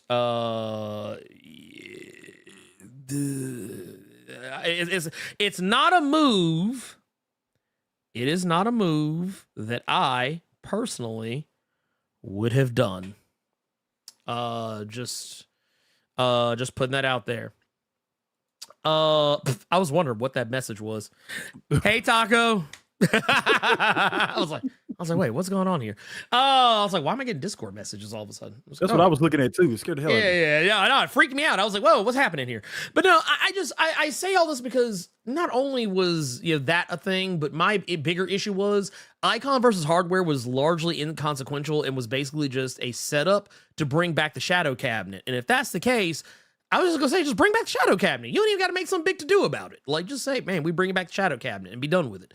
I mean, yeah, I would have done something maybe to lead up to that, but like, I feel like everything they did, like the reasonings behind why Icon and Hardware were fighting each other, I feel like, okay, you know what it was?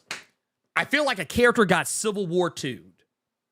Oh shit. That's how I feel about it. I feel like 2 characters got Civil War 2'd. And if you know what I mean, what I'm saying is, like, the argument I always make when people try to tell me that that Captain Marvel is a trash character, and they're always like, man, she's so fucking trash, and blah blah blah blah blah, and whoop de woo this, and Lottie fucking da that. And I always say that it doesn't sound like you hate Captain Marvel. It sounds like you hate Captain Marvel in Civil War 2.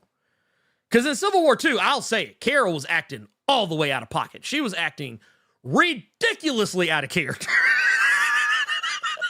When I say, and I know, and I often tell people, if your only knowledge of Captain Marvel comes from Civil War 2, I apologize to you. You have been given the absolute worst version of the character.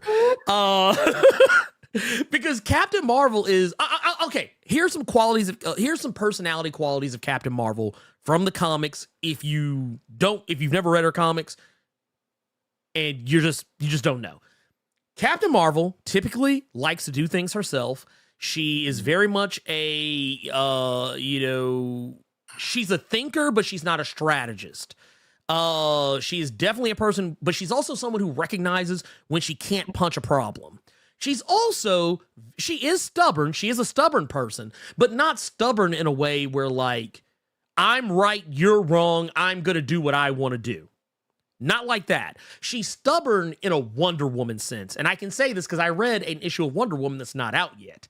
I sometimes forget that I have access to DC Comics like weeks and months sometimes ahead of when they come out. I can't talk about it. I can't talk about the thing and the reasoning, for Wonder Woman. Yeah, I can't say anything. I'm going to tell Carter later off stream because something hilarious happens in the next issue of Wonder Woman that I find so funny I want to tell y'all about it, but I can't, or otherwise they'll take away my access. But let me just say that I feel like Captain Marvel, she's also a fun person. She's kind of down on herself a little bit because she is a recovering alcoholic, so she does have a little bit of that introspectiveness sometimes, as you might see with a character like Tony Stark, who also shares a similar affliction. But she's not like a no-fun, joyless character. But if you go to Civil War II, that's exactly what the fuck she is. And I feel like that's what happened with Icon and Hardware. Hardware became this character that just was like, nope, I'm going to do it my way. And like, okay, in the first issue, I was like, fine, whatever. But then he kept trying to do it, even after he realized he was fucking shit up. And I was like, dude, Icon literally just came and told you why all this was fucking up.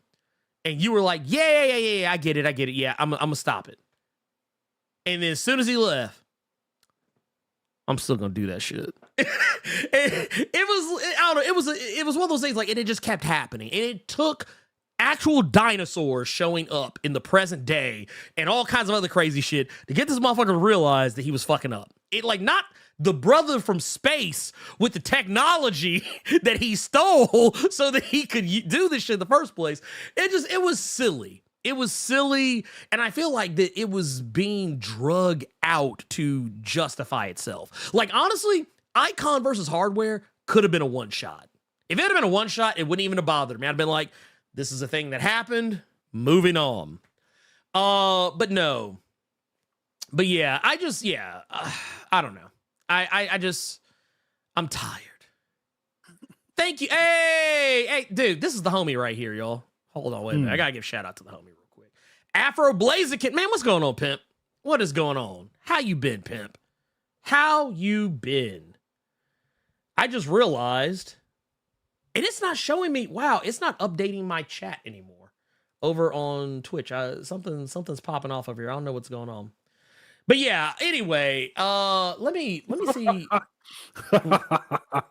Raja Harris in the chat said Hardware was like, when he leaves, I'm gonna be talking again.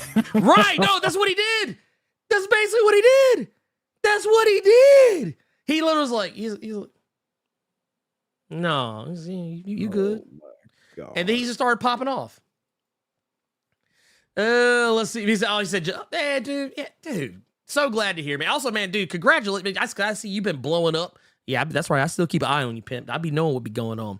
I see you over here blowing up out here in these streets. Dude, congratulations to you, man. You've been putting in. For those that are actually, okay, so let me just go put it.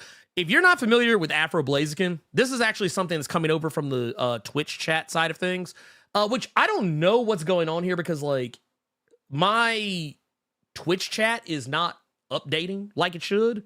Like it's not updating like it should. I can't see anything that's going on over here. Like if I pull up the dashboard, it's like, I don't know. It's doing its thing. Whatever. But now it's updating. It's actually populating now. So I don't know. It's a thing. But yeah, y'all go check out Afro Blaziken over here. Cause I believe you still got your YouTube stuff popping off. Also streaming on Twitch.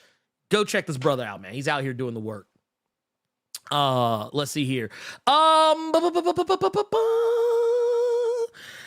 You know, I'm tired of complaining about Hardware and Icon because I feel like honestly, I'm not gonna lie, this one hurt me the most because I love Milestone so much. I love Reggie Hudlin, Dennis Cowan, you know, all those cats for bringing the stuff back and updating it and making it honestly, in my opinion, better than what it was. But man, there have been some questionable choices that have been made in the last year. Static not being one of them. And I feel like Milestone's got to get it back on track because honestly, it was starting to get to the point where I was starting to treat Milestone like I treat DC sometimes. Oof. I just read it when I read it. But you know what? Also, I got to read the new issue of War Journal. So there you go. I'm loving it because it's actually giving me a way to read these comics and save me a little bit of money. So yeah, I'll take it. Okay. So this is another one right here. This is directed specifically at Marvel because it's X-Men related. No more 8 books a week. Okay? Marvel, you are out of pocket. You need to stop. You need to be stopped. I love X-Men as much as the next guy. X-Men is my bread and butter. However, I don't need a new X book every fucking day. Like every like I think there was 1 week like several came out in one day, and I was heated, so heated. It was also part of the reason why some of the videos y'all have gotten them late.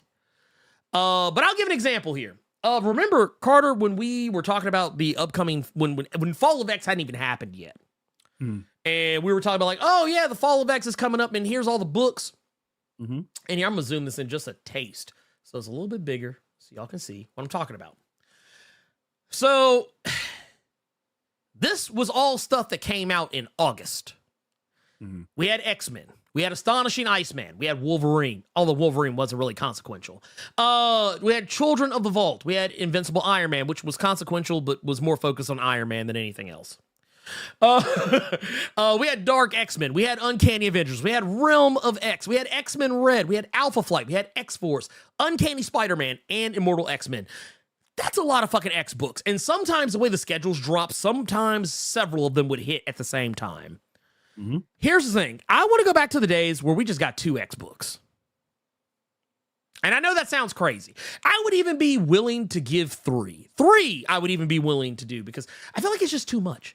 It's just too much going on. And I feel like it's a lot to keep up with, even for me, a guy who is terminally dialed into this shit. I just feel like it's too fucking much. It's doing too much. It's trying to be too much.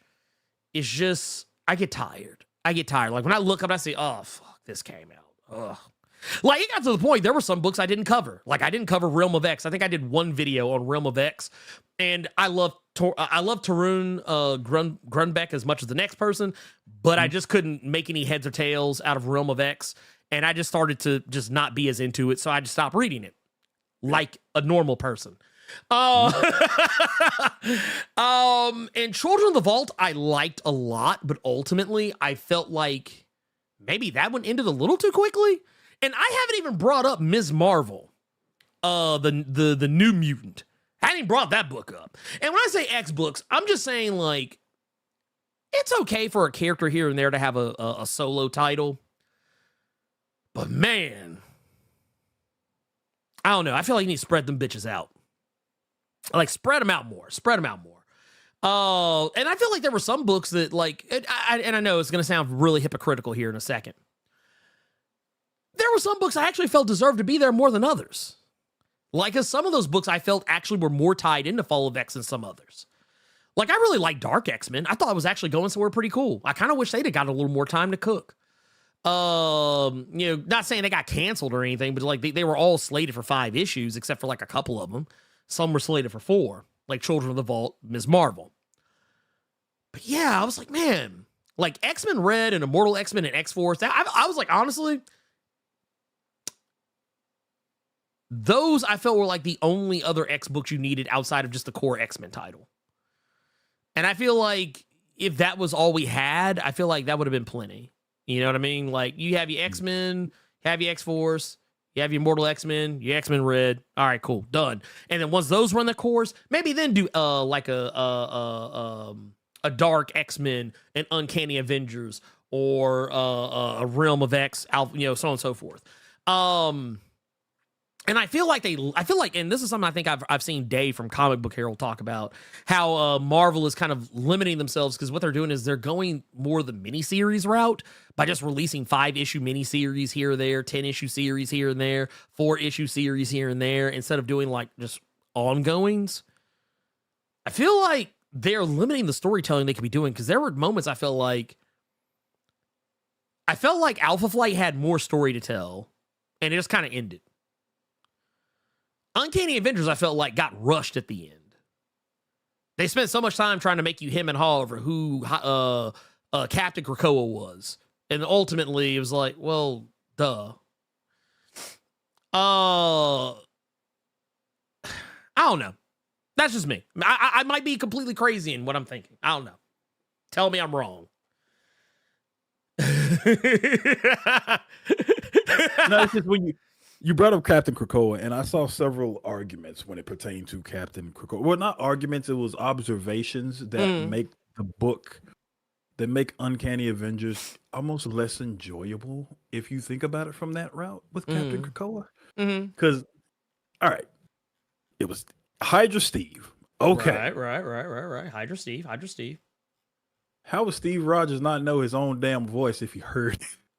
Well, no, here's the thing. I think he knew, he just didn't say it. I'm pretty sure he knew who it was. I think he just didn't say it. Trash. Why I think he just didn't say it. You're doing some Batman shit where you're keeping it to yourself for no good reason, and then it ends up getting people hurt in the process. That's some Batman dark metal shit you just did. Oh, yeah, no, that was 100% some dark metal bullshit. 100%. Oh, but yeah, go ahead.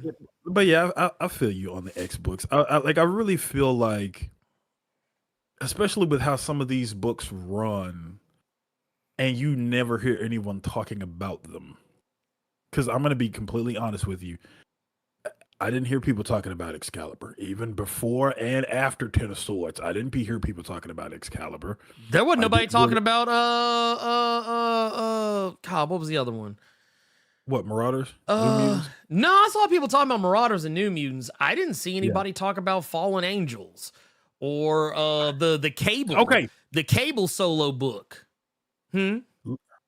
Fallen Angels, really good one. I'm happy you brought that up. You saw, or somebody in that office saw that, okay, this ain't hidden. Let's get them on something else. Why can't you see that with these other books, though? Well, it's like, well, okay, full disclosure, the reason why that happened is because Brian Hill had like TV contracts and shit that he had to address, so that's partially why Fallen Angels was one and done, or got its 5 or 6 issues and went on its way. But my issue with all of that, though, is that I didn't hear anybody talking about Knights of X or Knights of 10, whatever the fuck. I forgot about that. Yeah, wasn't nobody talking about X Corp? Wasn't nobody talking about hell, even that Storm solo series that came out, wasn't nobody talking about that? Hell, I didn't really see that many people talking about the Jean Grey solo, which I liked. That Storm solo wasn't Krakoan solo. No, it wasn't. No, it was a flashback. Storm. It was a flashback. Yeah, it was a flashback. That is likely what. The Betsy Braddock, Captain Britain. Nobody was talking about that. Yeah. I didn't even really see people talking about the Iceman book, Astonishing Iceman. Yeah. Actually, oddly enough, I saw more people talking about Alpha Flight than most of those things. Which it goes back to your sentiment of letting things cook. Some things you should see that, okay, we can let this simmer for we can let this simmer for a little bit, as opposed to books where you let them cook and the food still came out nasty and you just tell them to make more of it. Like you gotta be, as many years as Marvel has been a thing, you all have to be able. That's what you're there for. That's why you're paid. You have to know when, okay, we need to trim this. We need to bring this back. I don't know if we really need this many trades for this book or this. Some of these, I do like your rotating. Or I think I saw it in the chat where somebody was saying do like 1 or 2 books and then just rotate. Rotate around. Yeah, I would be fine. Like, let one go and height. Like, you know what? Do it like a TV show. Do it like a TV show. Like, you run, like you could run, like, here's one. Run X-Force for a little bit. And you run X-Force and X-Men side by side. And then, like, after a while, let them go to bed for a little bit. Then you bring in, Immortal X-Men, X-Men Red, whatever. You know what I'm saying? And just rotate them bitches around. That's all you got to do. That's all you got to do. And also, shout out, I can't pull these up because I lost track of the chat. But Roybot, thank you for that 26 months in the Blerd Club. Diamond Mine says we need to open comics up to the fact as a legacy medium, consolidation of talents keeps happening. We need to keep things different. Yes. I mean, look, what was it Chris Rock used to always say? If it ain't new, it's through. We keep going back to the same old. And we're going to talk about that here in a little bit. So I'm going to pontificate a little more about that here in a moment. But I also want to give shout out to the 48 months that Jamal Simmons has put in the Blerd Club Silver Mine. Says, wish you a great 2024 weekend, Blerd and Carter. We appreciate you, pimp. We appreciate you.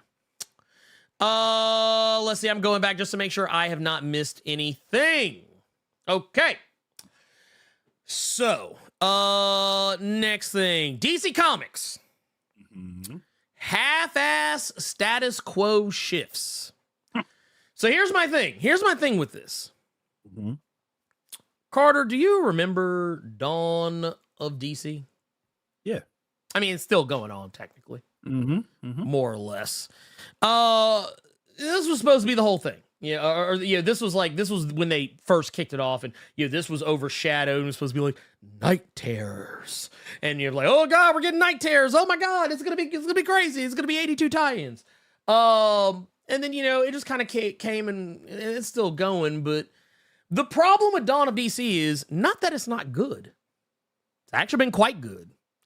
I've enjoyed a lot of the books under Dawn of DC. I've enjoyed the Green Lantern War Journal series, Tom King's Wonder Woman, the Blue Beetle series that is running currently. There's been a lot of good stuff coming out of DC as of late. If you're going towards individual titles.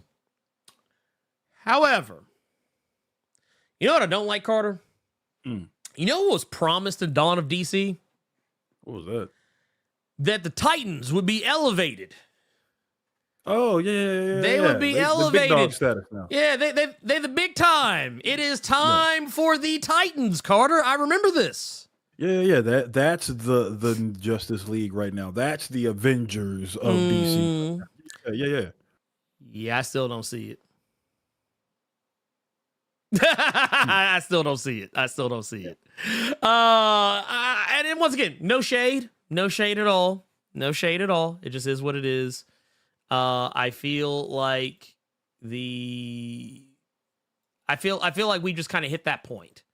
You know what I mean? I feel like everything is just kind of, I don't know. I feel like and it's not even just this. I look back to like New 52. I look back to DC Rebirth. And I'm just like, bruh. Why are we reheating leftovers from like years ago? And what I mean by that is New 52. It was supposed to be like, it really was basically all new, all different, but just with all the, but instead of changing all the characters' identities, they changed the timeline, basically the layout of events. But then ultimately New 52 just started running back through the greatest hits. A lot of the books they're like, oh, hey, remember this old Superman story arc? Yeah, I know it's new continuity, but you remember it? We're redoing it. We're redoing Doomsday, y'all. We're redoing Superman versus Doomsday. You want to read that? It's like, okay, all right, I guess. Whatever. Hey, you remember the Death in the Family? You remember that? We're going to do another one, but it's going to be called Death of the Family. Like, it was like, dude, y'all are just stop. And then they realized you all kept calling bullshit. So they came out with Convergence. Because that really helped matters. Oh my god. Oh, and then better yet, you know what they say? Okay. We got Convergence, but here. How about we do this? We're gonna bring back the post-crisis Superman. We're gonna bring back the post-crisis Superman and Lois Lane. They got a baby now, and then we're gonna kill off the New 52 Superman. And then we're gonna make no, we can't do that. That's too graphic. You know, kids like the animes and the One Pieces. We gonna have the Convergence pre-52 Superman do the fusion dance with the new Superman. And we gonna make them just one whole Superman. And then you know I what? ain't never gonna see that, and that book gonna sail through the roof. We gonna say he was reborn. Oh, dude, you know what I just thought about? Do you remember that whack-ass storyline DC was doing around the same time with Superman's dad? Like, who is that? Wasn't New 52.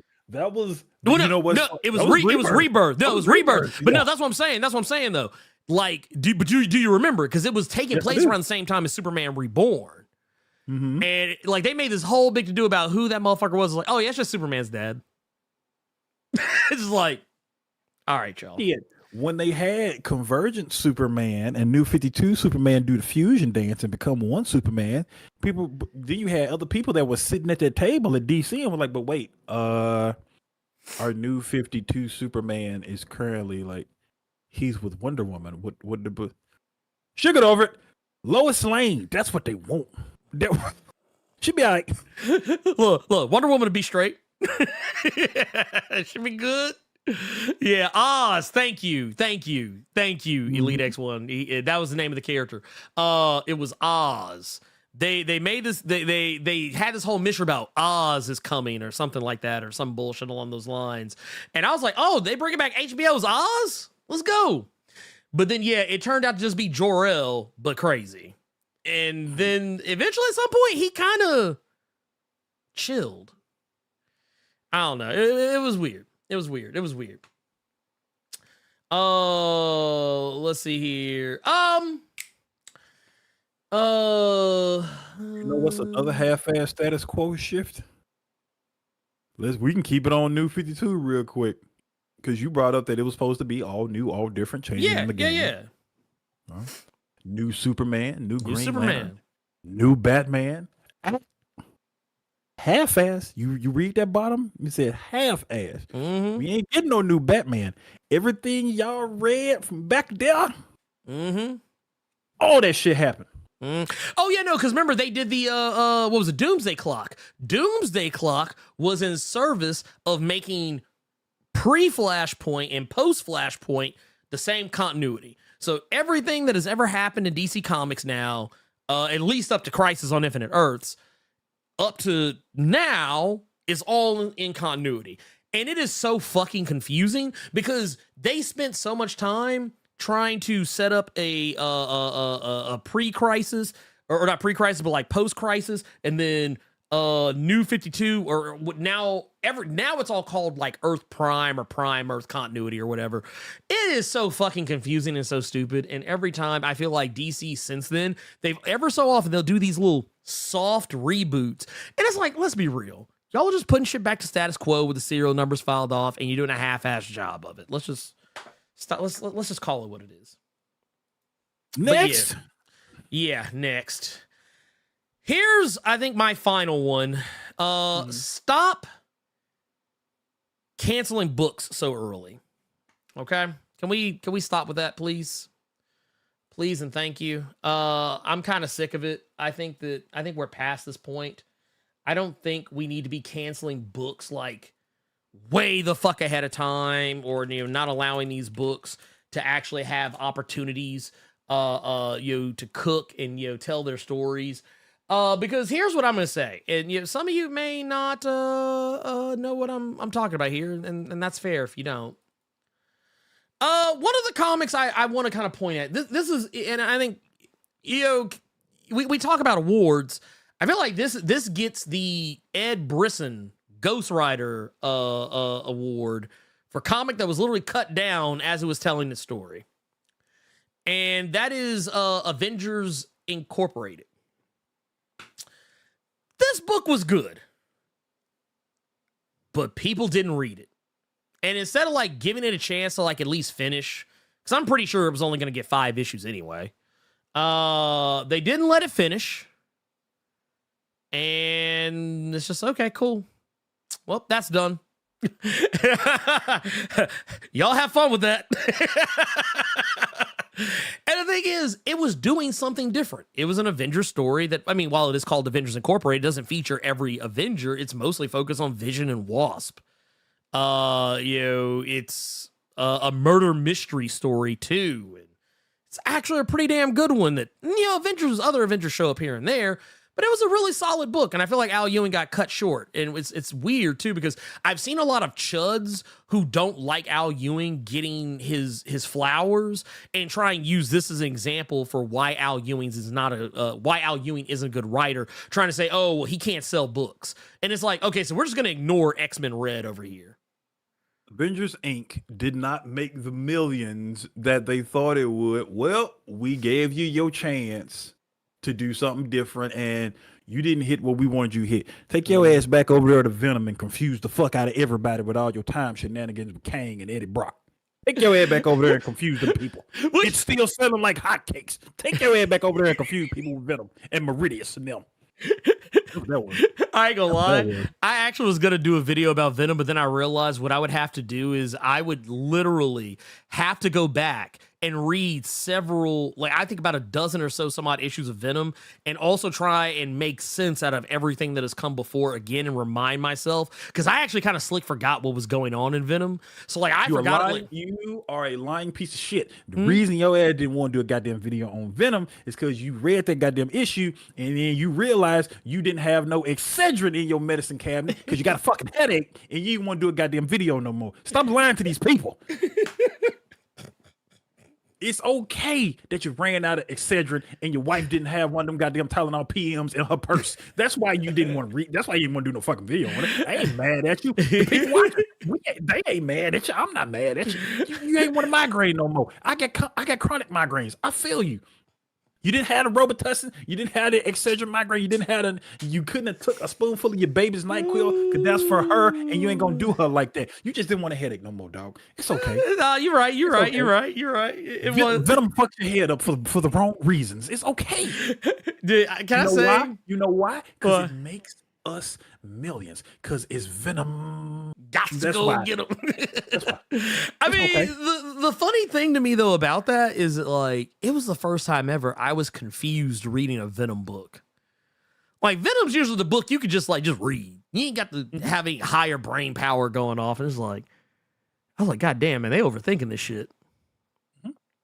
Oh well. Hey, look, he can't win them all. Let's see here. We got us a super chat here from Roybot. Says Black Batman was one of the GOATs and we deserve more. Yeah, that book kind of fell off like out of nowhere. The I Am Batman book. I actually enjoyed that. I actually really enjoyed that. I felt like John really put more of his energy into that than he did Black Panther. I'm being real here. I mean, honestly, he could take the criticism because clearly he loves to give it.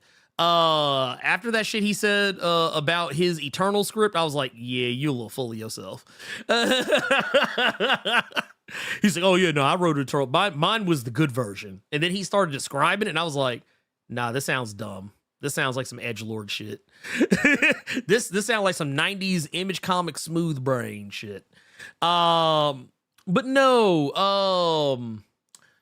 well, no, Batwing. Okay, so I will correct you there. Batwing is still around, y'all. He's in Batwing? Yeah, he's an outsider. Yeah, he's in the Outsiders, y'all. Carter talked about it not that long ago, actually.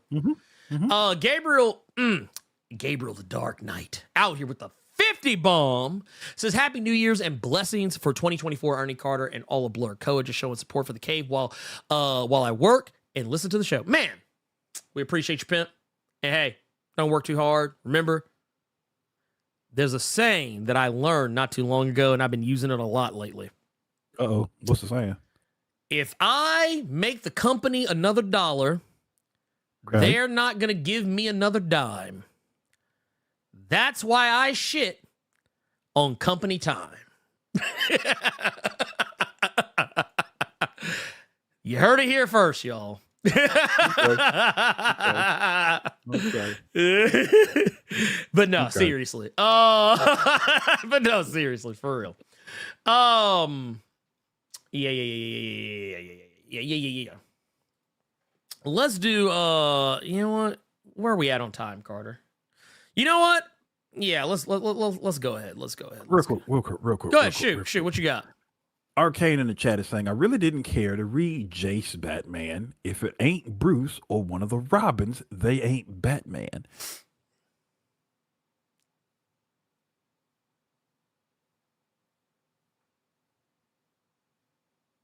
Okay. You know what? I'm not going to do it. I'm not going to do it. All right. Stop canceling books so early is what you were talking about. Did you have anything else you wanted to add? I'm going to behave myself. This is a new year.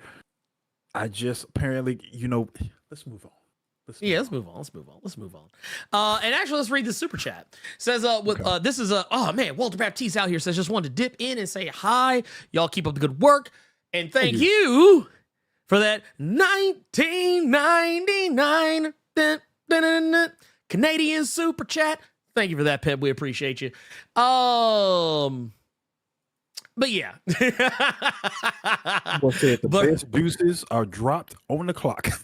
Hey, you ain't lied. You ain't lied.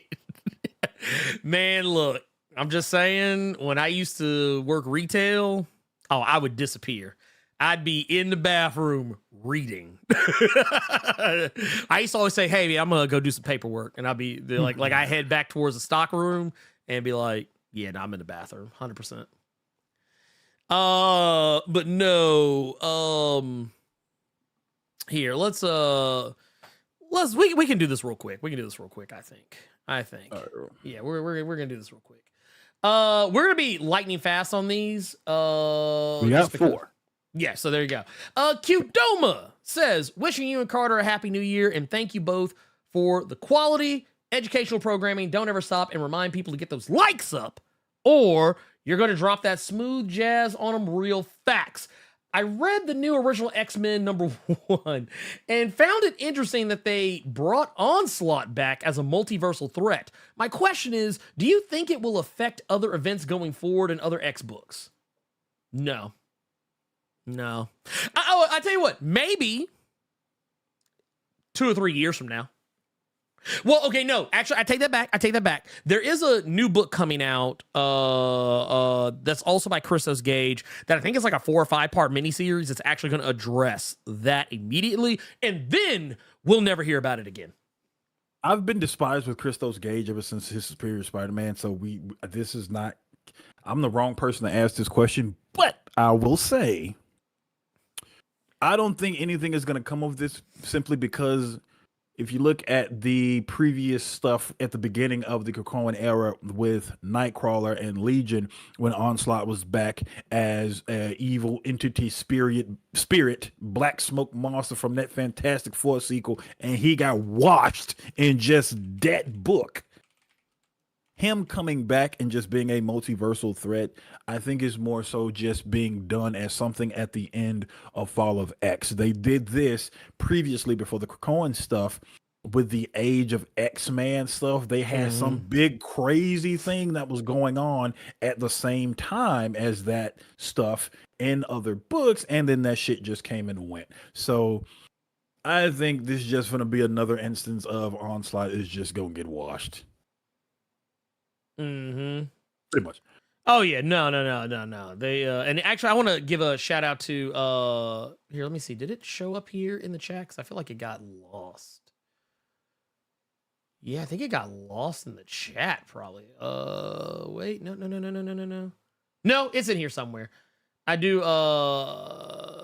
yeah. I can't go back that far. Man, that's kind of one of the downsides of the new system. But Trap God Thanos says, salutations, Blerd and Carter. My question today is, what new books are you most looking forward to in 2024? To me, it's got to be the new Ultimate Spider-Man, not because I'm all that interested in reading it, but because of everything else surrounding it. If this book doesn't completely outsell Amazing Spider-Man and make it drop in sales, I'm going to be on the floor laughing. Y'all going to be on the floor for a different reason, and that's for not getting those motherfucking likes up. Y'all do all this crying and complaining, and the book that's a wet dream for you gets outsold by the series you claim to hate. Peter fans deserve nothing less. If all goes well, best believe I will be at the Player Haters Ball talking about this book. So here's the thing. I will say this real quick. I think that this book will outsell Amazing Spider-Man, and it won't be because of the quality of the book. I think it's going to outsell Amazing Spider-Man because I've seen it several times in the chat already, and I hear it every time I go to a shop on Wednesday. People cannot stand Zeb Wells' run on that book. Yeah. So I think it's going to outsell it for just that reason. Oh, yeah. No, 100%. But I'm going to tell you what I won't be surprised by. If it doesn't sell well. I'm going to crack up. Oh, and I'm going to fall the fuck out laughing. You best believe I will fall the fuck out laughing at that shit. I'm going to crack up. We got another one here from oh wait, I didn't even answer the question. The book that I'm looking forward to in 2024. I mean, I think this is gonna be always the answer for me until we get it, and it's gonna be the X-Men from the Ashes. I'm really curious to see what happens. Okay. I'm really curious to see what happens with it, especially after what I saw in the Timeless one shot. Mm-hmm. Yeah, I'm looking even more forward to it. Okay, and me, it's just Ultimate Black Panther because I want to see what kind of stuff is going to happen with Black Panther and with him going head up with Khonshu. And just because I'm enjoying the Blade book, I wouldn't mind seeing how Brian Everett Hill does that. I can give him an arc. I can give him an arc on that and see what time it is. He's a good writer. I just, like, honestly, he's, as far as I'm aware, he's only written one thing that I just didn't particularly care for, and that was Fallen Angels. Everything else, for the most part, I've liked. Gotcha. All right, New Jersey cyber detective, and when I clicked on your name and I saw all the throwing stars, it scared the hell out of me. I didn't know what Discord was doing. Good afternoon, my brother. Sorry I hadn't been here in a good minute. My secret identity got exposed. Not really. I was just enjoying Street Fighter 6 on my Xbox. Just trying out a new name since it's the new year, but enough of that. My question is, today, with all of the atrocities and absolute worst things that have happened to mutant kind, are you surprised that there hadn't been a mutant version of the Punisher? That is all. Get them likes up and have a good one. I think that, so I would have to disagree with you there. There is a mutant version of the Punisher. It's called X-Force. Yeah. Well, I know the energy that they're going with is, I personally feel like if they made it, okay, you know what would have been a great opportunity? It would have added another X book and it would have made me angry. But you know the new Punisher we got? Yeah. If they would have made that new Punisher a mutant, I think that would have been better. Like, you could have made it somebody, like, it wouldn't have made as much sense if it was somebody like, well, no, maybe it would have. Okay, hear me out, y'all. Hear me out, because it's already baked into the plot. Mm-hmm. What if, during all this Fall of X stuff, Cable took up the mantle of Punisher? He's already rocking the guns. But instead of punishing, random, criminals and mooks on the street, he's going after Orcus. He's the Punisher of Orcus. Like, he's like, that's his whole thing. Is that he's because he was technically kind of already doing it in Children of the Vault. Both him and Bishop, they were both basically Punishers, but they were focused on Orcus. If they'd have done something like that, I'd have been cool with that. But honestly, I feel like having a mutant version of the Punisher would be reductive to the cause. I feel like a character like that could only really truly exist as a villain. Yeah. Because it would go against what the X-Men stand for. See, I hear you, but at the same time, a Cable just murdering people from Orcus, I would. Oh, yeah, no, 100%. That. Oh, no, I would 100%. Who would write that? I'm about to say, actually, a Birdtown Music Group actually brought it up too. Basically said Kate right now is the Punisher. She actually is. I mean, that is your Punisher right now. But yeah, like if you had a character that was just going around just willy-nilly killing humans, even if they were like, I mean, and let's be real, technically we kind of have had that before. It's what Magneto used to be. And he used to kill humans all the time. If you don't want to say X-Force, you could very easily say OG Magneto. Yeah, OG Magneto. But don't go back to 60s Magneto. I don't like that Magneto. That Magneto's terrible. you could keep it. I'm breaking off Rogue for reasons. Magnus. You could go with that one. Yeah. Let's go on to our next one here. We got one from JWR 2.0. Says, what a Blerd Koa. I got one last question for y'all before we leave. Oh, these before we leave 2023 in the dust for good. What are your last minute predictions for comics in 2024? I'm a just blanket statement. I think more people are going to start seeking out some of these comics that we've been talking about as of late. Ninja Turtles, Transformers, Gargoyles, maybe even Thundercats by proxy. I feel like this might be the year of the third party comics. What I mean by third party is like just the blanket group of comic imprints that aren't Marvel or DC. is basically what I mean when I say that. I don't even like saying indies because a lot of these imprints aren't indie. You know what I mean? Like, yeah. Like, yeah, your Valiants. Heck, I'll even throw you a bone here with this Once and Future. This Boom Studios right here, baby. Boom Studios, baby. You know, I feel like that is going to be what people may, I don't know, maybe not. I could be wrong. I would like to see it though. And then let's get over to our questions from the chat. Let's see. Someone put in a question like at the very beginning of the show, and I'm gonna go tell you right now. No, they put it in again. It was from YTube Noob. They said, why complain about events at this point? Like microtransactions, people whine but still buy into them. People also check in more on YouTube when there's events. That is true. Well, it's also funny too because it kind of reminds me of it kind of vaguely reminds me of Overwatch 2. Because remember, they got away from doing the microtransactions and they went to the Battle Pass. And the Battle Pass was so egregious because you actually were being overcharged for everything they were giving you. And in the events where they were like saying, oh, well, this month you can get this many skins of this. But to get the skins, like you would never actually feasibly be able to get all of them because they don't give you enough in-game currency to get those things. And they don't give out enough of those other things in the Battle Pass to actually make it worth your money. Yeah, it's the same thing, more or less. So, yeah. But here's one. I rather more of a response to the previous one. Yeah. I don't mind the crossover events. I feel like they should be a thing. But I feel like maybe man, spread them bitches out, man. You can do one at the beginning of the year, maybe one in the middle of the year, maybe do one towards the end of the year if you just really want to. But honestly, I feel like just do 2 of them hoes a year, and I think you're gonna be good. So I guess that's one. Let's go to these next ones that we got right here. Got one here from Jerome. Says question. Yeah, this is a good question. With Al Ewing putting proper respect and praise on Storm, the person and her powerhouse abilities, what 1 or 2 characters would you like to see receive the same treatment?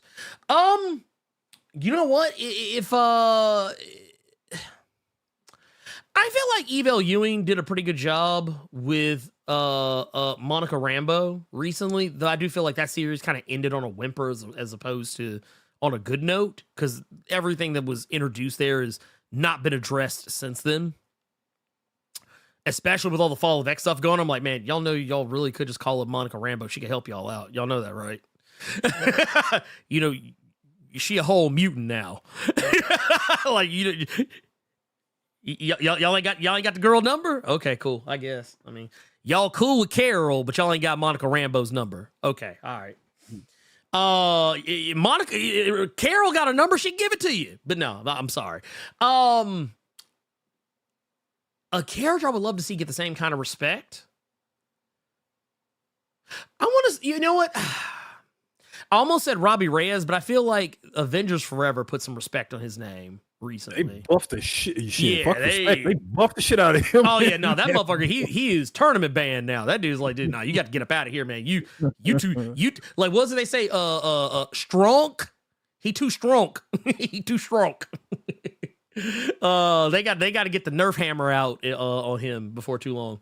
No, I mean, the easy answer is always going to be Monica Rambeau and Blue Marvel, but I mean, I always say those. So I guess, you know what I would like to see is I would like to see some characters that we don't really talk about very often.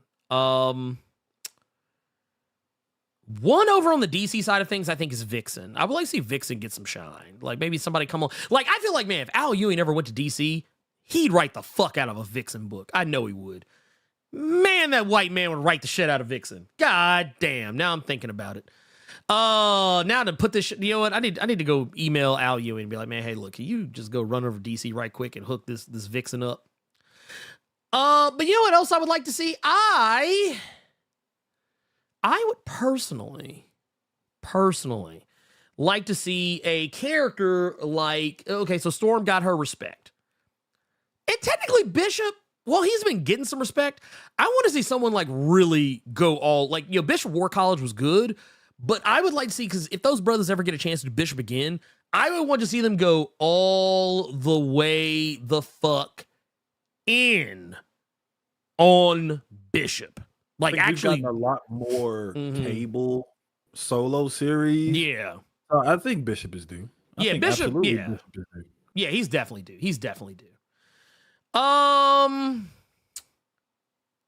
We got one here from Melman. It says, question, do you think different writers should be allowed to capitalize on a previous writer's event? Unpopular opinion. I think Bendis was trying to play catch up with Mark Millar after Civil War I. I can't argue that. I can't argue against that. And I only say that because Civil War was such a big event, you couldn't not address it. So here's what, okay, so this is the reason why I always say that, and I know you and I both, Carter, we have talked about this, how I think we usually use the Donny Cates run on Hulk as an example. That Donny Cates' Hulk largely ignored Al Ewing's Immortal Hulk. I mean, it addressed it in little small pieces here or there, but it was always like, it was never like, oh, yeah. Remember that thing that happened in Immortal Hulk? Yeah, here's that. Oh, do you remember this thing from Immortal Hulk? Yeah, remember that? They didn't really do that. Because he wanted to tell his own story, which I was perfectly fine with. However, I feel like it should be up to the writer's discretion. I feel like if a writer comes in and they're following up another writer, I think it is wise to try to keep some continuity and make reference to certain things. But I don't think that you should just be directly continuing what the previous writer did. Like, not to the point where you're carrying on their stuff from, like, their notes of things that they were doing with their stuff. Like, I think you should still tell, because at the end of the day, you're trying to tell your story, not someone else's story. So I get that sometimes. And while it does piss some people off, I mean, honestly, I'd be a liar if I told you that if Marvel hit me up and said, hey, Blur, we want you to come in after Immortal Hulk, and we want you to follow up Al Ewing. First off, I'd be like, look, I'm not following that. But I would also be like, yeah, I'm going to tell my own story. Like, yeah, I would address things that Al Ewing did in Immortal Hulk, but I wouldn't just make my story completely slavish to it either. Like, I'd be like, okay, yeah, well, we're moving on. This is a new story. So do you think that's what Philip Kennedy Johnson's Hulk is doing right now? Kind of, because he is actually kind of paying lip service to a lot of Al Ewing. Yeah. Like, if you, like, when you go back and look at some of the stuff, and, like, I haven't done any videos on it recently, but yeah, but I'm still reading it. Yeah, like the Mother of Monsters or whatever the hell her name is, and all the other stuff that's been going on, and revisiting the origin story of the One Above All and the creation of the One Below All and all that other stuff. Yeah, he's basically doing what I think a lot of people wish Donny Cates would have done. But I feel like his works, because I feel like Hulk needed a break. Like, you needed a break. And sometimes a break means not addressing the thing that we literally spent 50 issues pining over. Yeah. So, yeah. Dalzo K. Williams out here. Oh, whoa. Says, yeah, we're in the Matrix right now. Oh, okay. Hey, man, it is what it is. Dalzo K. Williams says, question, where are Darwin and Cypher? Good question. So, Darwin, when last we saw him, he was still in the vault. However, and I may have misinterpreted the events. I'm willing to cop to that. Mm-hmm. I'm trying to remember exactly what issue. I think it was this issue right here where that happened. If I remember correctly, Forge encountered him in the vault. Mm-hmm. So basically, he is the coding of the vault right now. Like he is basically baked into the vault. Like we actually get to a point here. I'm gonna pull this up. You can see this right here. You see that they have Darwin like plugged into the shit. He's not dead. He's still very much alive, but because of the nature of what they're doing to him, he can't die. So his body just evolved to the point that he just kind of became living code. And where he is now exactly is a whole. That's the last I remember. Is that like he didn't want to leave. Yet. No, he wanted to stay. Matter of fact, yeah, actually here. I actually have the other one. This is the panel where basically he tells Forge, basically he's like, hey, I hope we meet again. I want you to come with me, but he's like, nope, staying. And it's like, which I feel like that is something that's going to have to be addressed at some point in the Fall of House of X, Rise of the Powers of 10. I feel like that'll be addressed. As for Cypher, now this one's more interesting because it depends on which Cypher you're talking about. But based on spelling, that Cypher is I believe she's a black female Cypher. She might be Afro-Latina. I don't remember exactly. Honestly, I'm sketchy on that part because she doesn't get used very often. I don't know where the hell that woman is. If you're talking about Cypher with a Y, the white guy, that's another story. He is inside Krakoa. As a matter of fact, he was presumably placed in what might actually be the hole or the pit of Krakoa, or somewhere else inside Krakoa. But wherever Krakoa proper is, that's where he is. Depending on which one you're referring to. Like I said, it can make for some different ones. This right here, we're gonna answer. This is a super chat. We're gonna answer real quick. This is from Chi-Town Dan, the Nice Skin King, with the $10. Says, great show, guys. Want to add a critique of these companies. Let the characters you killed off stay dead for a while, so the new legacy person can have a chance to shine. I agree with that wholeheartedly. I feel like if you are going to kill a character off, like case in point. For those who've not been keeping up, I actually put a video out the other day for Vengeance of Moon Knight #1. Mm-hmm. And I remember when that book dropped, there was some people who were like, oh man, they've already brought back Mark Spector. That's not Mark Spector. Mark Spector is still very fucking dead. But I'm kind of hoping that, and I can tell you right now, if you want to go, please go check out the video. But if you've read it, then you already know, but they don't tell you who the new Moon Knight is, but I'm pretty sure that it's Zodiac. I'm pretty sure it's Zodiac that's the new Moon Knight. There's some things that were said in Moon Knight #30, which was the final issue of that run, that basically kind of imply it. Going from there, I think Vengeance of Moon Knight's supposed to run 5 issues. And honestly, I kind of hope that once it's done, I kind of hope they give the mantle to Reese. Since it was already hinted that she is descended from a Moon Knight, a former Moon Knight. Don't do this thing to where, and I'm saying don't do it because both companies, Marvel and DC, they've done this a lot. You let a character die, only for the next person to take up the mantle. Like you let them die on the very last issue of Volume 2, only for next month, Volume 3, issue #1. We got a new. Don't do that. Please don't do that. Stop doing that.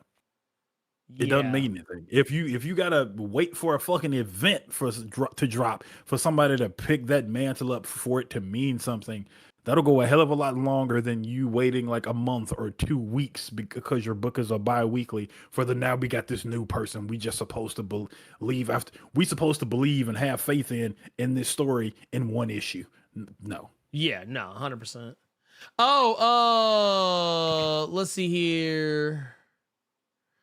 And also for anyone who's curious, because I saw this is actually earlier. I'm still back early in checks. I'm trying to keep up with questions, but yes, she is a mutant. She is in fact a mutant. She is a whole mutant. She is a whole mutant. Matter of fact, like her whole thing was like phasing, if I remember correctly. It's been a while, but yeah.